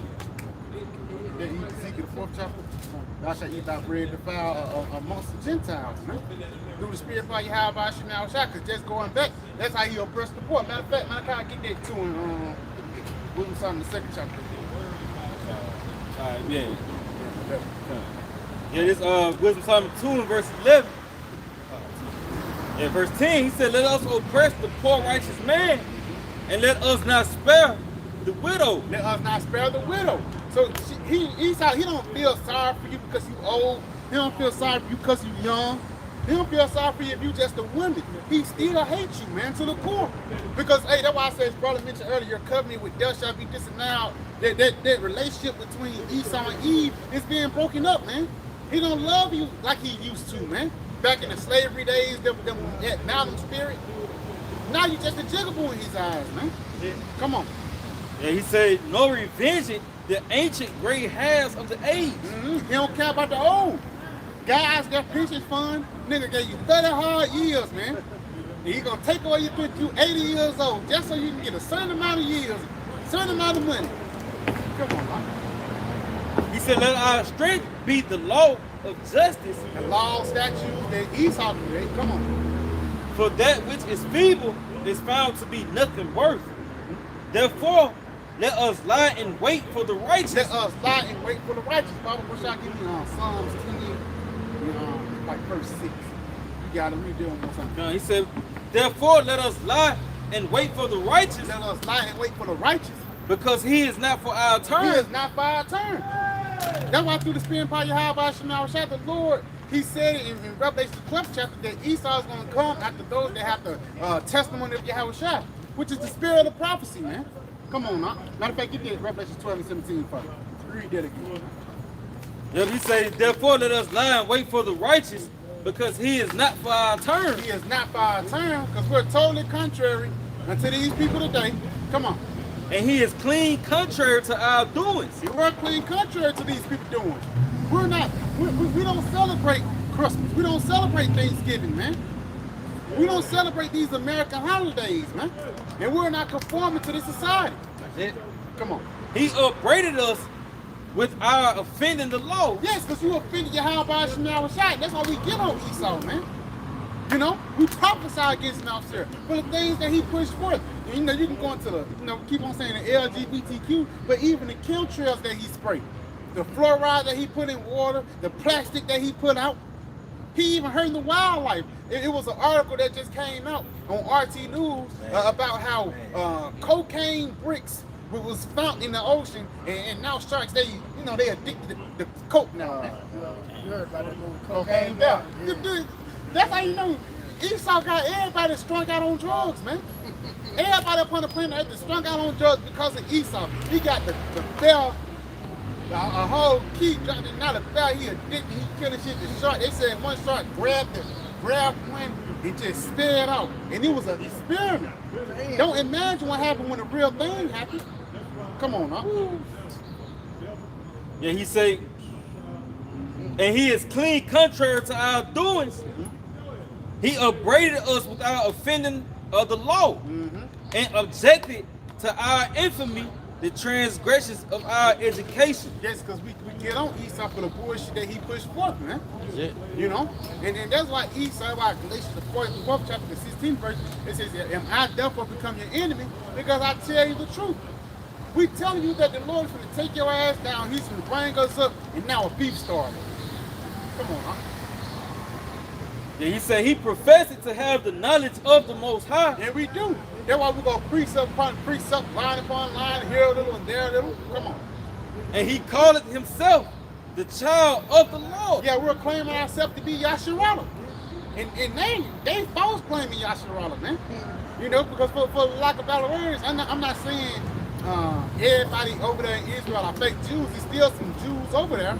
Some people from the tribe of Yahweh, Binyamin, and Lawyer. But at the same time, everybody over there is full of, most of the people over there is full of beers. Perfect example, Tel Aviv, which is better known as Pink City, which have the biggest gay parade of the year, man. Shit. Every year they have a big thing for Tel Aviv, man. That's the gay capital of the world now, after San Francisco, Atlanta. Okay.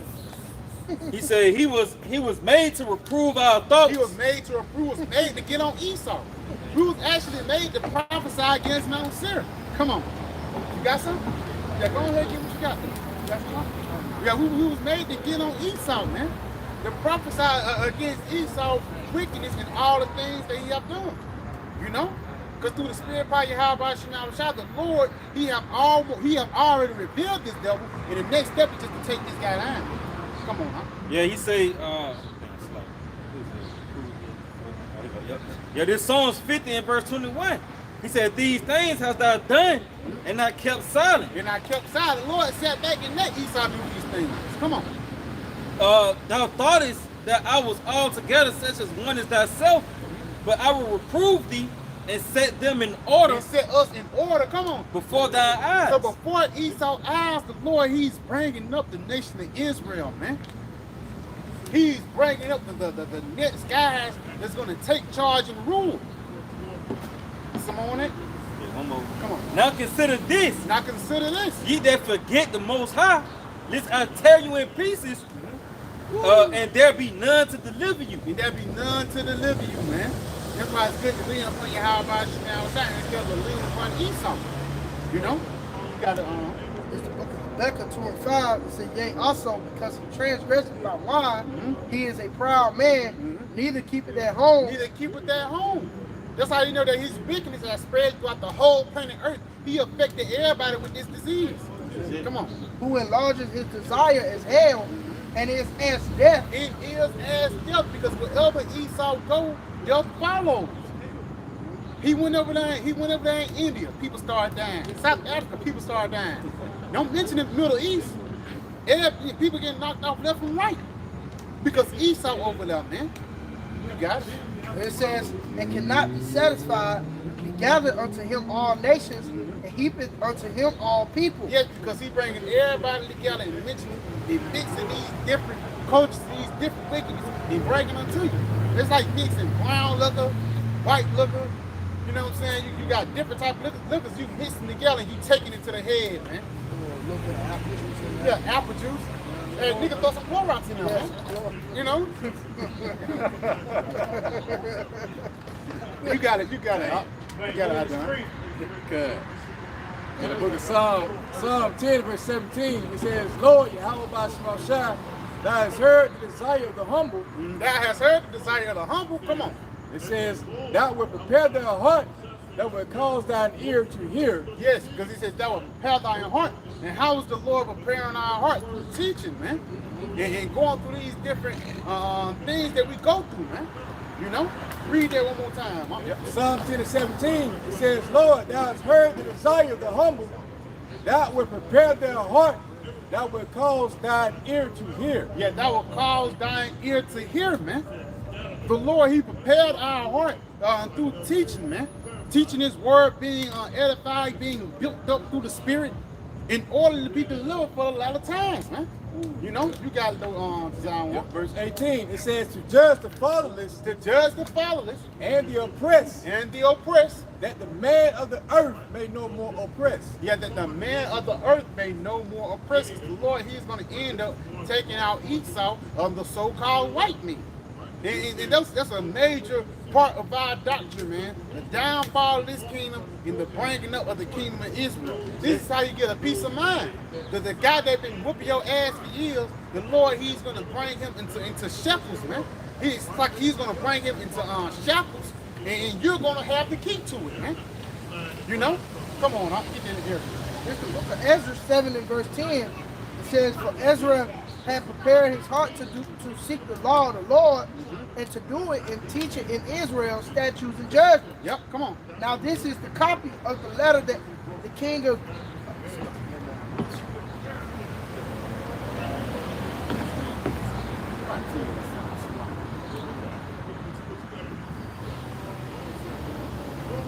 My bad, I mean, read that again. I done. You got it. Now in the book of Psalm chapter 10 and verse 17, it says, the Lord Yahweh by Shemashah has heard the desire of the humble, thou wilt prepare their heart, thou wilt cause thine ear to hear. So yeah, just like the scripture said in the book of Baruch, the Lord will make us to remember ourselves and land by captivity, man. He will give us eyes to see and ears to hear. What's the paraphrase? So that's what's going on right now. And this is all because we had to pretty much prophesy and testify against Esau Edom. So verse 18, it says to judge the fatherless and the oppressed, which goes to what the elect of Israel, that the man of the earth may be no more oppressed, right? So we had to pretty much, again, testify against Mount Seir, Ezekiel 35th chapter, and pretty much testify against Esau and his atrocities that he did to us, man. So that's what's going to cause how about Shemashah to spring into action. As you read the 2 Thessalonians 2nd chapter, that wicked will be revealed, then the Lord's going to spring into action, all right? And overthrow the wicked. It's the book of Ezra, chapter 7 and verse 10. It says, for Ezra had prepared his heart to seek the law of the Lord. He said, prepare his heart to seek the law of the Lord, to seek the scriptures, man. That was what I had one of the top part.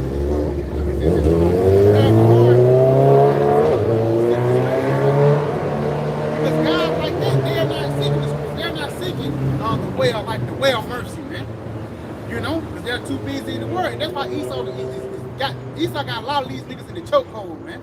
Esau still got niggas in chains for the lack of better words. Like guys like NBA Youngboy. This is the role model for a lot of these guys. But at the same time, that nigga gonna die. And everybody that follow after him is gonna die, man. But the ones that follow after the ways of mercy is gonna be delivered. That's a lot about me. That's a doctrine. That's actually a doctrine throughout America. So mainly for you, like the brother said, I believe that's in Ezekiel 9:14. You know, those who basically seek after that prophet and including that prophet gonna die as well, man. Because that nigga, he coming with a doctrine, man. Like you got nigga dance like this. Yeah, you know what I mean? Yeah, that's it. Yeah, you dress like him. You want to talk like him. You know what I mean? You from London or somewhere. You know what I mean? Just like a nigga from New Orleans. You know, that's a fucking doctrine, man. You see, and the Lord is going to lead you up to that device in that day. And then there's a whole doctrine, lead unto life. That's not that good doctrine that's written about in Proverbs the 4th chapter. That's why Ezra, he said he prepared his heart. Because you have to, you know, the Lord, he deal with the mental.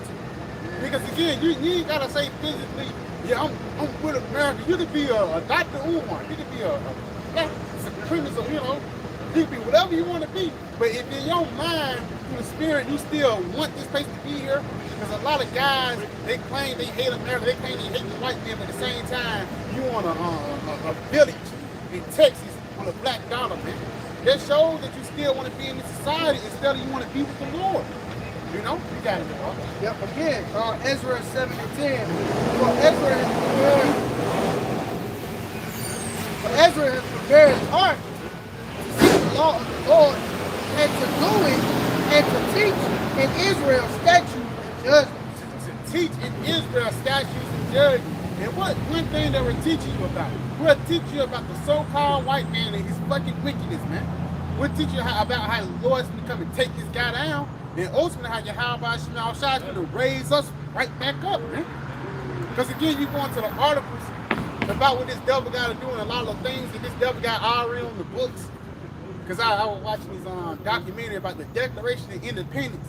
They was like, yeah, this declaration, it was a rebel doctrine, this, that, and third. But you know, they done away with it. Though that freedom of speech, they stuff the bare arms, all that, that's done away with, man. Because through the spirit, Esau, he's going to come into that draconian mode. That draconian spirit. You know, come on, you got something? Yeah, 2nd Ezra 4, verse 28. He said, but as concerning the things whereof thou askest me, I will tell thee. For the evil is sown, but the destruction thereof is not yet come. It's just the evil is sown, but the destruction thereof is not yet come. Because this place is planted, it's growing, you know, for lack of better words, but it's the destruction thereof is not yet come. There's going to be a certain time period when the Lord is going to come and take this guy down. And that time period is coming soon. You got it? He say, if therefore that which is sown be not turned upside down, and if the place where the evil is sown pass not away. Yes, if the place where the evil is sown pass not away, if it don't be turned upside down, if this place don't be taken out, come on. Then cannot it come that is sown with good. Yes, because righteousness and wickedness cannot mix. That's oil and water, man. You know, it's a saying in the ancient Westerns, this town is not big enough for the two of us. So Esau and Jacob cannot rule at the same time. Somebody have to be on the bottom and somebody have to be on the top, man. You got it. Come. Go to 2nd Ezra 6 and verse 7. Yeah, it's 2nd Ezra 6 and 7. Because they're showing you the transferring of rulerships that we are in the midst of right now. Come on. Then answered I and said, what shall be the pardon sunder of the times? So when is gonna, when we're gonna know we're gonna get to the next time in rulership? When you go into the ancient world, all the prophets, they was looking towards the future. They was looking towards the ancient world. You know, they was in the ancient world looking towards the kingdom of heaven. You know, come on. Or when shall be the end of the first and the beginning of it that followeth? So when is gonna be the end of this Babylonian empire and the beginning of the kingdom of heaven? This is something that he was inquiring about, man. Come on. And he said it to me, from Abraham unto Isaac, when Jacob and Esau was born of him, Jacob's hand held first the hand of Esau, the hand. It's like, read that one more time. yeah. He said it to me from Abraham unto Isaac. When Jacob and Esau born of him, Jacob's hand held first the heel of Esau. Come on, because it's telling the end from the beginning. That's a story that was talking about in Genesis at the beginning, but it has a major part to do at the end. Come on. He said, for Esau is the end of the world, and Jacob is the beginning of it that follows. Yeah, Jacob is one that follows. Because, hey, when the Lord beam us up in those chariots, man, it's going to be a beautiful thing. You know, we get lifted high. Yeah, that means ultimately we're going to be done with the wickedness that was done here, man. We're going to be done suffering. Our captivity or our prison being have been ramped up. And now we're going to be free. You know? You got somebody done? In the book of Wisdom of Solomon 5 verse 1, then shall the righteous man stand in great boldness before the face of such as have afflicted him. Because it's a reason why we stand in great boldness, man. It's an inspiration, it's a motivation, and that's the Holy Spirit, man. Even Yahushua, we said he was on, Hebrews 12th chapter, he despised the shame because he was looking at things that was ahead. Come on. It says, and made no account of his labors. So when they see it, they shall be troubled with terrible fear. Yeah, when they see the judgment of Yahushua, they're going to be troubled with terrible fear. Because through the spirit and power of Yahushua, he's going to come in a divine way that you never thought before. But at the same time, the Lord, he's going to save the elect. The ones that you was talking shit about. The crazy guys that was going on the street. Come on. It says, and shall be amazed at the strangeness of his salvation, so far beyond all that they look for. That's it. Okay. It says, and they repenting and groaning for anguish of spirit shall say within themselves, this was he whom we had sometimes in derision. Yeah, this is the crazy guy that was standing on the street corners preaching the word. Read that one more time. Yep. And they repenting and groaning for anguish of spirit shall say within themselves, this was he whom we had sometimes in derision, and a proverb of reproach. A proverb of reproach.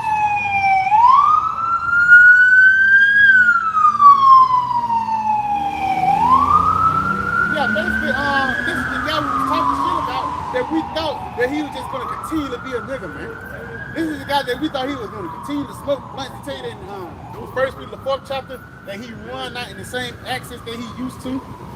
Through the Spirit, man, we transform in front of these people's face.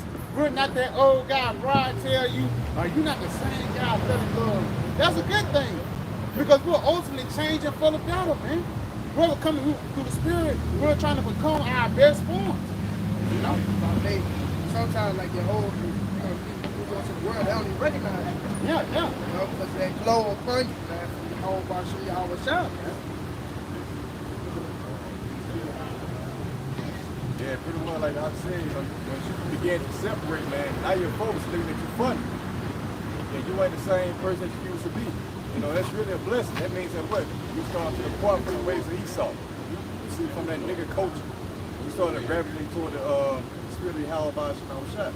What's up, man? You got a question? No, I ain't got no question, bro. All right.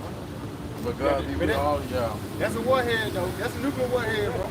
Yeah, that was the question I asked. Yeah. So That's gonna going to be the thing that's going to destroy America. Phenomenal warfare, right? That was y'all trying to say going to go into economic warfare? Yeah. But nuclear warfare going to happen, too. No, only the nuclear warfare going to happen with us killing each other. That's the only nuclear warfare that God really talking about. That's how you get burnt and be burnt off the earth with fire. Light falling from the sky, shooting each other. I see what you're saying. You're saying it's a spiritual thing that's happening? It's not just a spiritual thing. People just hating you for who you is and who you are and what you do. I mean, I see where you're coming from, but ultimately... Or you know, like say you owe some drug that they thinking about their wife and children. You see what I'm saying? You can't fault them for how they feel. But I feel you. That's why I said the heart of ministry, you know, you can do what it's you like want to do. You can't handle asking you for money. Me asking you for money, you might feel like I should not give this nigga no money. I might give it to you. Because I might be in a position one day.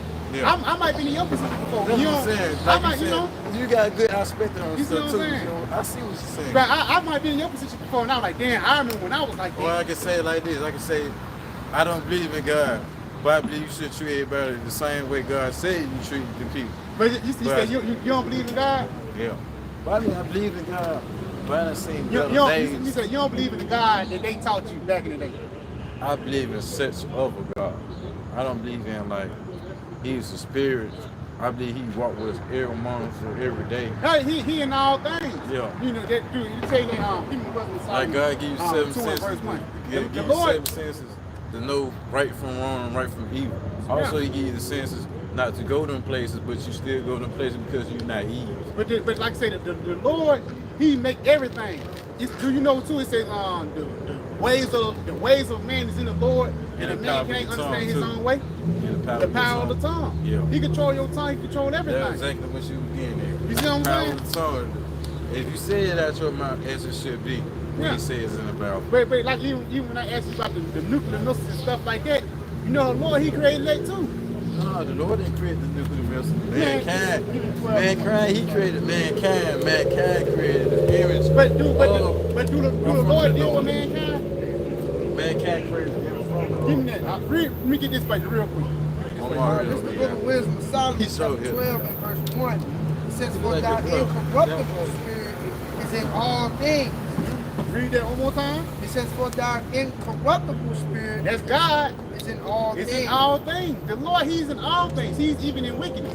Believe it or not, the Lord created Wickedness everything can be upon the planet Earth. He created everything upon the planet Earth. Wickedness is not foreign into the powers of heavens and earth. Even the missiles is not foreign into them. Wickedness come from, like I said, come from lacking something.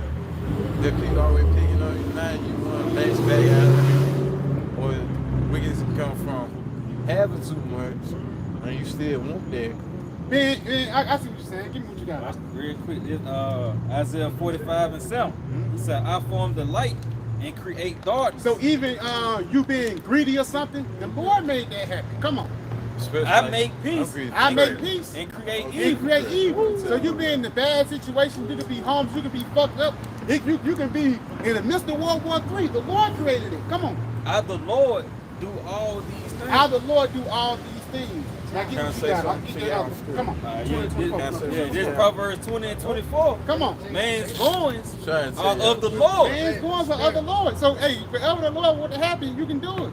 You know, the Lord might want you to stay, he might want you to stay. The Lord might want you to go, you can like go. you say, we all Come on. How can a man How can a man then understand his own way? So you can't, in the spirit, you know, everything is not of your will. It was predestinated by the will of the Lord. but You know? I'm saying like God said we created all in his image. That means we all got powers that we ain't tapped into. Really, not yet. everybody was created in the image of the Lord. It's different sex. That's why it's a people called the children of men, the children of perdition, children of wicked, the children of God. Israel. You know what I'm saying? It ain't like everybody can be in one bunch. The Lord, he's only dealing with one nation. He always been dealing with one nation, man. That's it. You know? You got some more? Get that Isaiah. See, you going from second Genesis to Deuteronomy. You supposed to go Let's say from precept Deuteronomy to upon second precept, Genesis. line upon line. What I'm saying, you going back, bouncing back and forth. You should be going straight through the pages like you're saying. I can read straight through, but it's certain points, precept upon precept, line upon line. You tell me right still though the same thing. I mean, if you, I'll break down the whole chapter. You'll sit down and wait. Okay, then. Give me Isaiah. You got it. You know what I'm saying? I'm out here, bro. I'm out here. I do. What you do for them? I do this. You got it. Isaiah 54 and 16. He said, Behold, I have created the smith. I have created the smith. So God ultimately created evil. He created the smith, a blacksmith, even a guy that cooked dope. The Lord created all these different things, man. You got it. Say something? He said, real quick. I have created the smith that bloweth the coals in the fire, In the fire. and that bringeth forth the instruments for his works. Instruments for his work. Come on, what those instruments for? I have created the waster to destroy. That's the waster to destroy. It is. This is that's talking about, And the bro. rocket, what does the rocket look like? A bush. Hey, it look like an arrow too on it. There's an arrow too. Yeah, you look, it do look like arrow. And Give a me knife. something that's 15. A knife. It look like a knife too, because Yeah, that it was the do. first game. It look like Knife a sword. was the first game. It look like a sword too, homie. Yep. Come on. It don't look now. What's over top of it look like a shield. Okay. So you put that I see picture what you're forward saying. I see what you're saying. I see what you're saying. Come on, homie. You got it. You got it. Yeah, You bro. got it. Yeah, cuz, it's 16. Okay, I got it. This is the book of 2nd Ezra, chapter 16. And we're going to start at verse Bible said why I was in believing 13. God, I Yep. believe For God strong is is his both. right hand The devil that is bendeth right. the bow. It says strong is the right hand that bendeth the bow.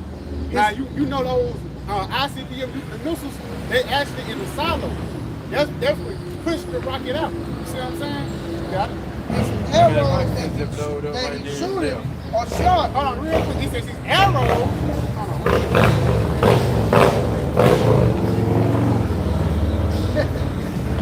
For strong, this 2nd Ezra 16 and 13.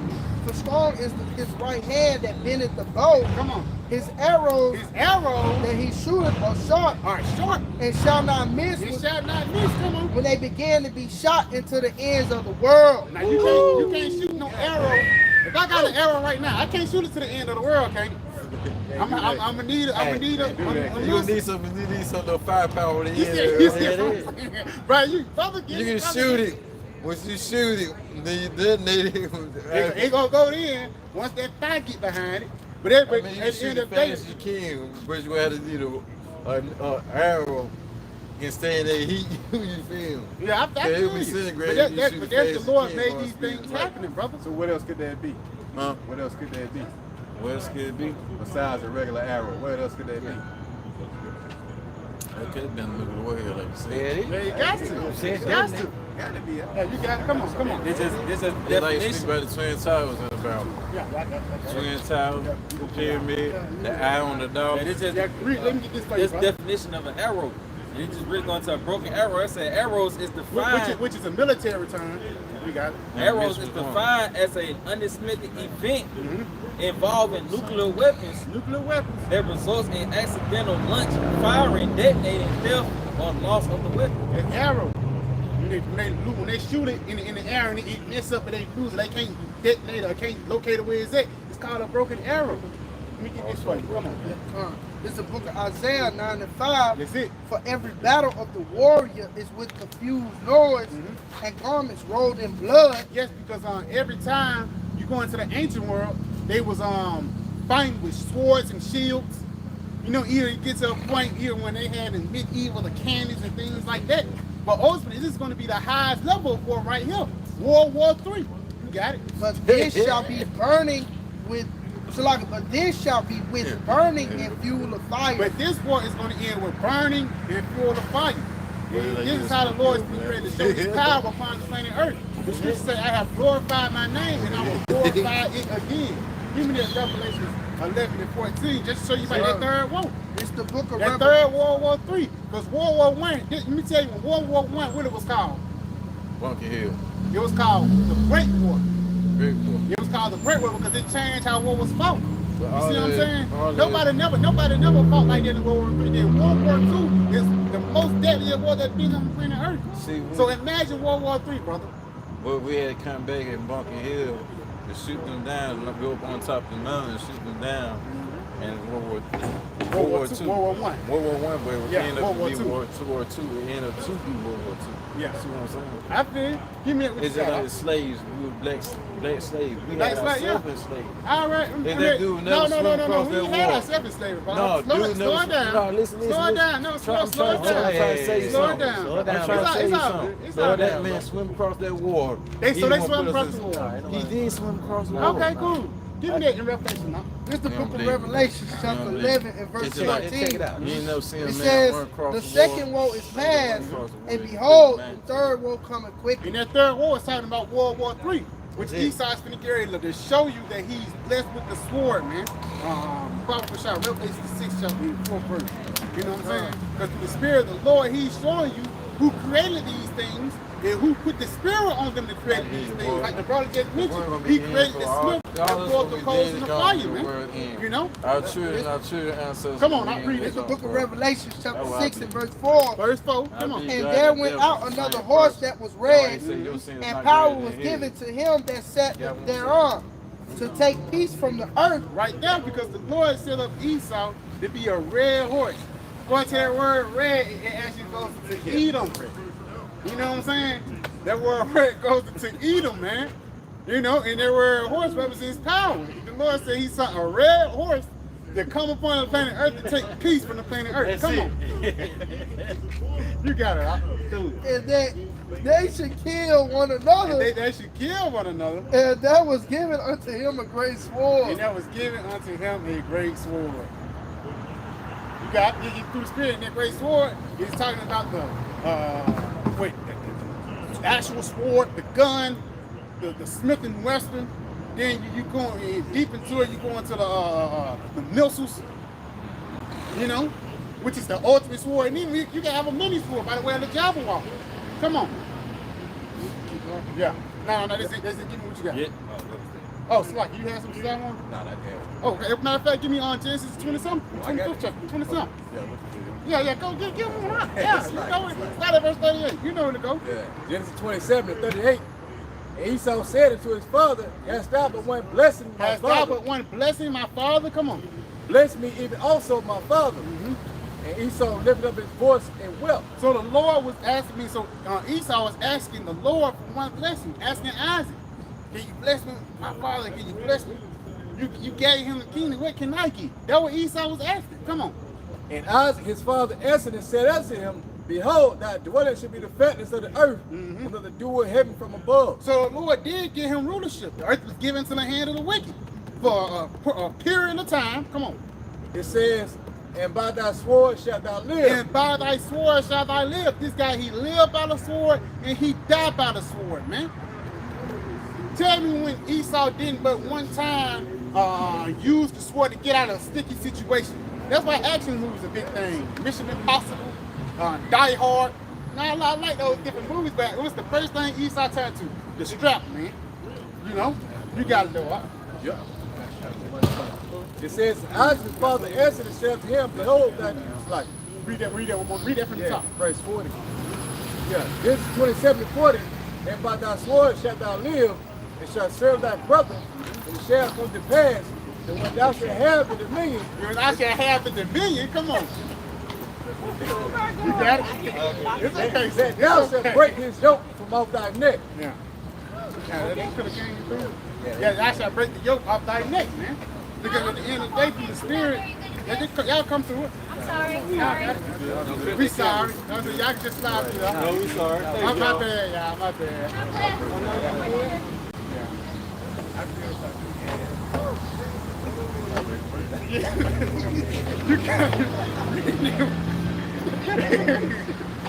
You got it, though. I feel sorry for all that.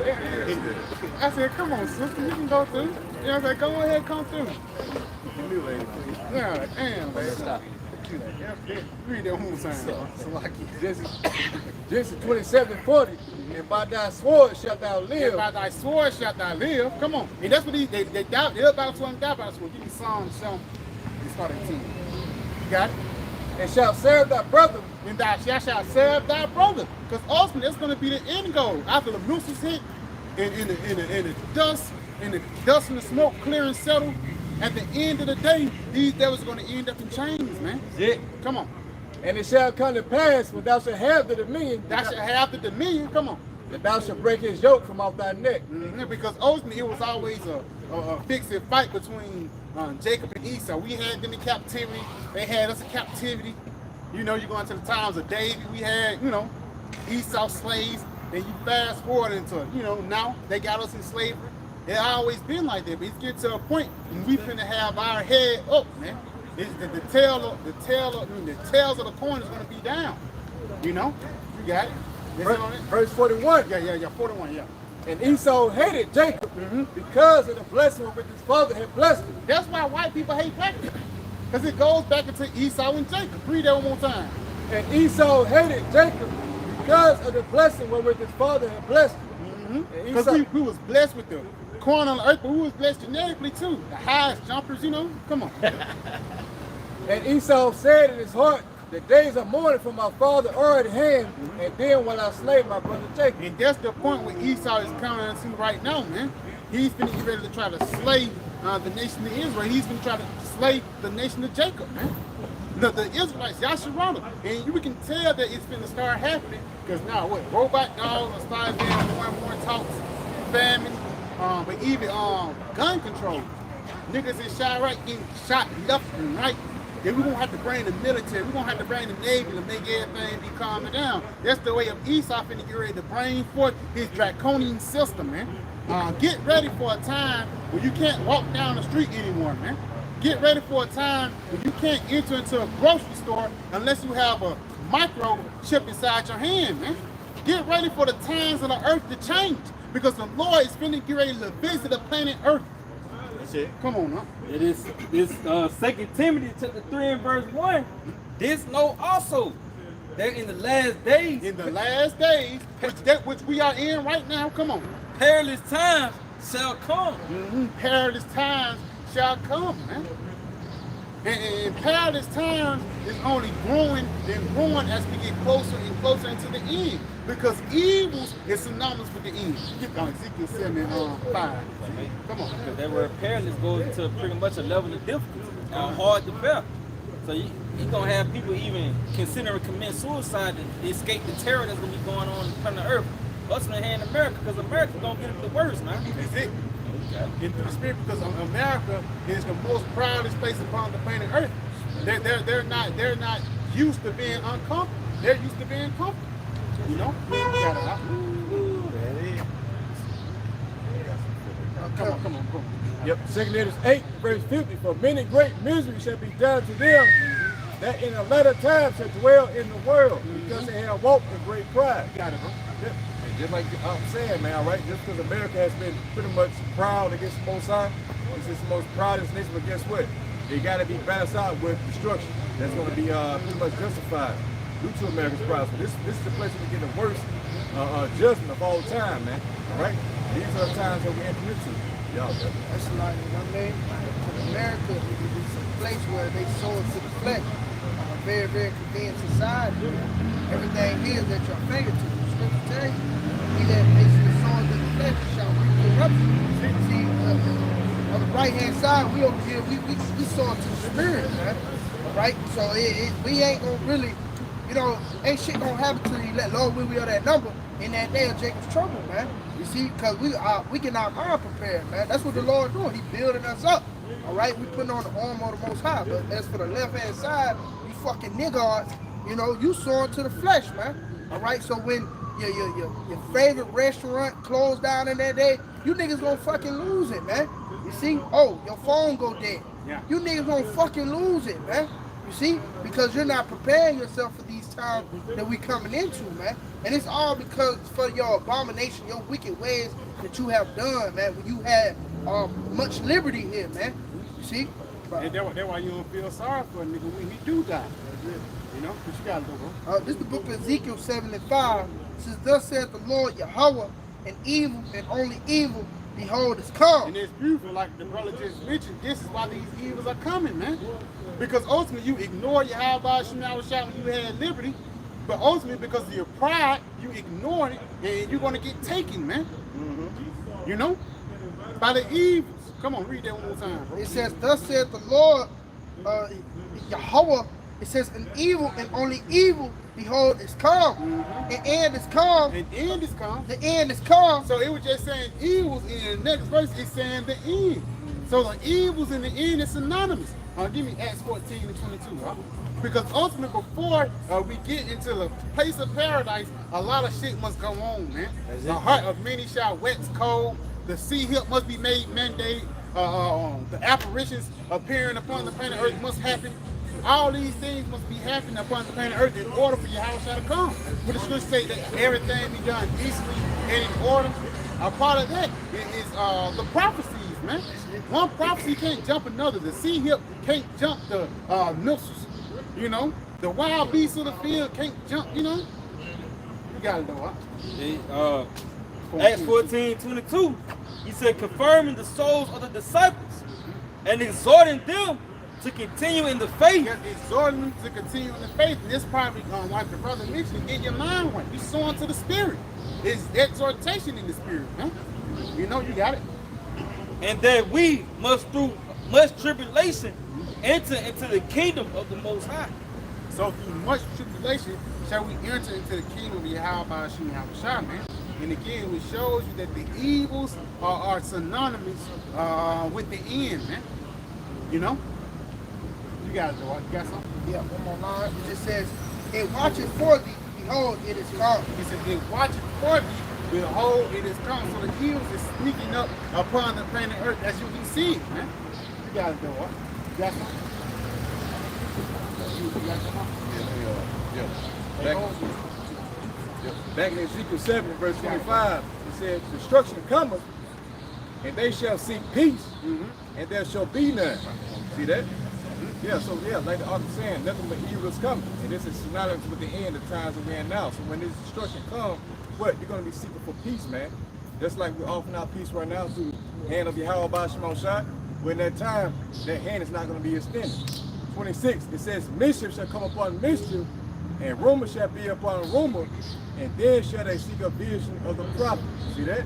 So once these calamities hit, man, once the famine kick in, you know, once the wild beasts start to roam the streets, man. You know what I'm saying? Once the anarchy takes place.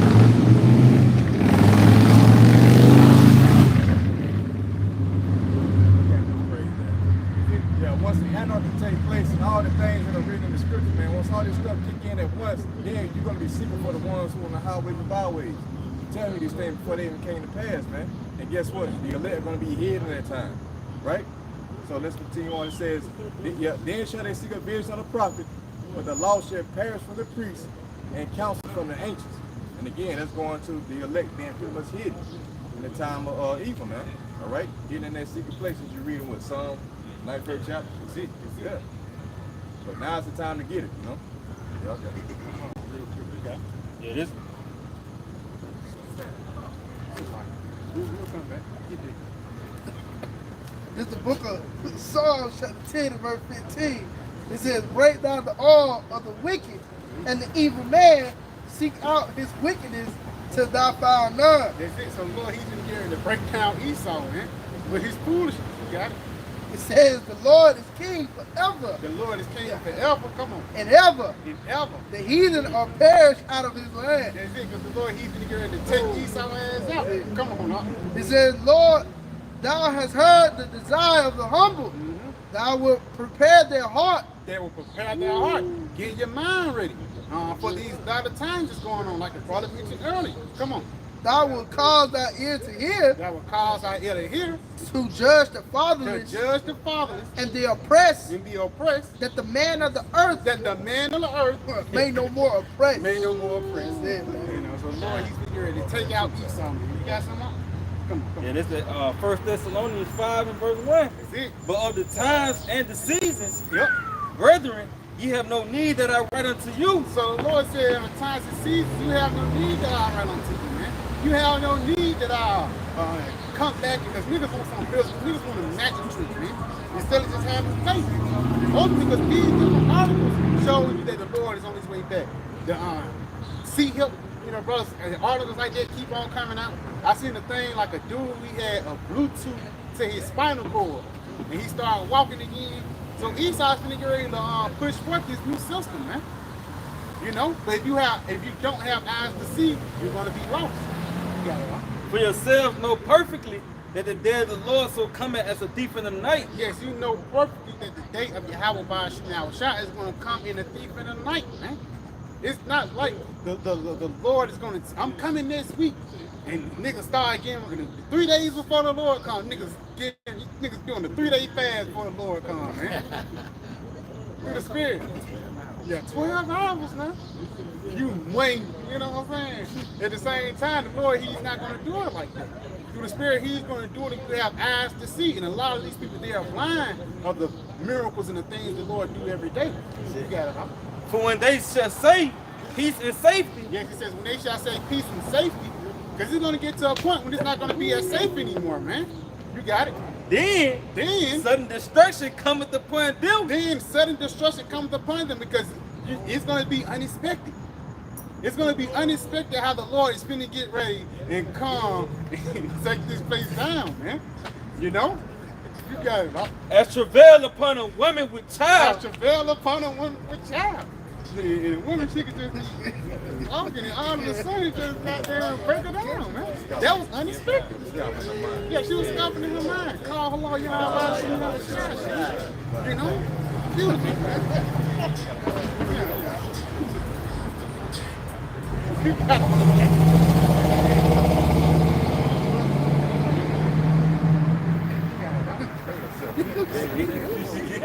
Dude, He was scoffing, dude. Yeah. You know, he said, as travail upon a woman with child. yeah, like Javelle came upon her, you know. You got it. And they shall not escape. And they shall not escape. You will not be able to escape the judgment of your shot, man. Continue on though. He said, but ye, brethren, But ye, brethren, are not in darkness. are not in darkness, man, because we know what's going on, man. We know the inside of things. Come on. That they shall overtake you as a thief. Just because they is going to overtake a lot of niggas, man, who comfortable in America, man. I can't wait to see how about shot just playing 2/3 people down, man. You got it. Ye are children of the light and children of the day. We are not of the night We or are of not darkness. of the night or of darkness. So we're not ignorant into Satan devices. We're not ignorant into the bad things that go on the planet Earth, man. You know? So yeah, I can give anybody got anything else. You know, and with that, we want to give all praise, honor, and glory to Yahweh, Ba'ashem, Yahweh Shah, Ba'ashem, Rakatadash. I say, pray this video is edifying. I want to say, Shalom. Shalom. DTA. Abba, soon. Tonight. Tonight. To block I am. To the wicked. To third foot. Follow the Babylon.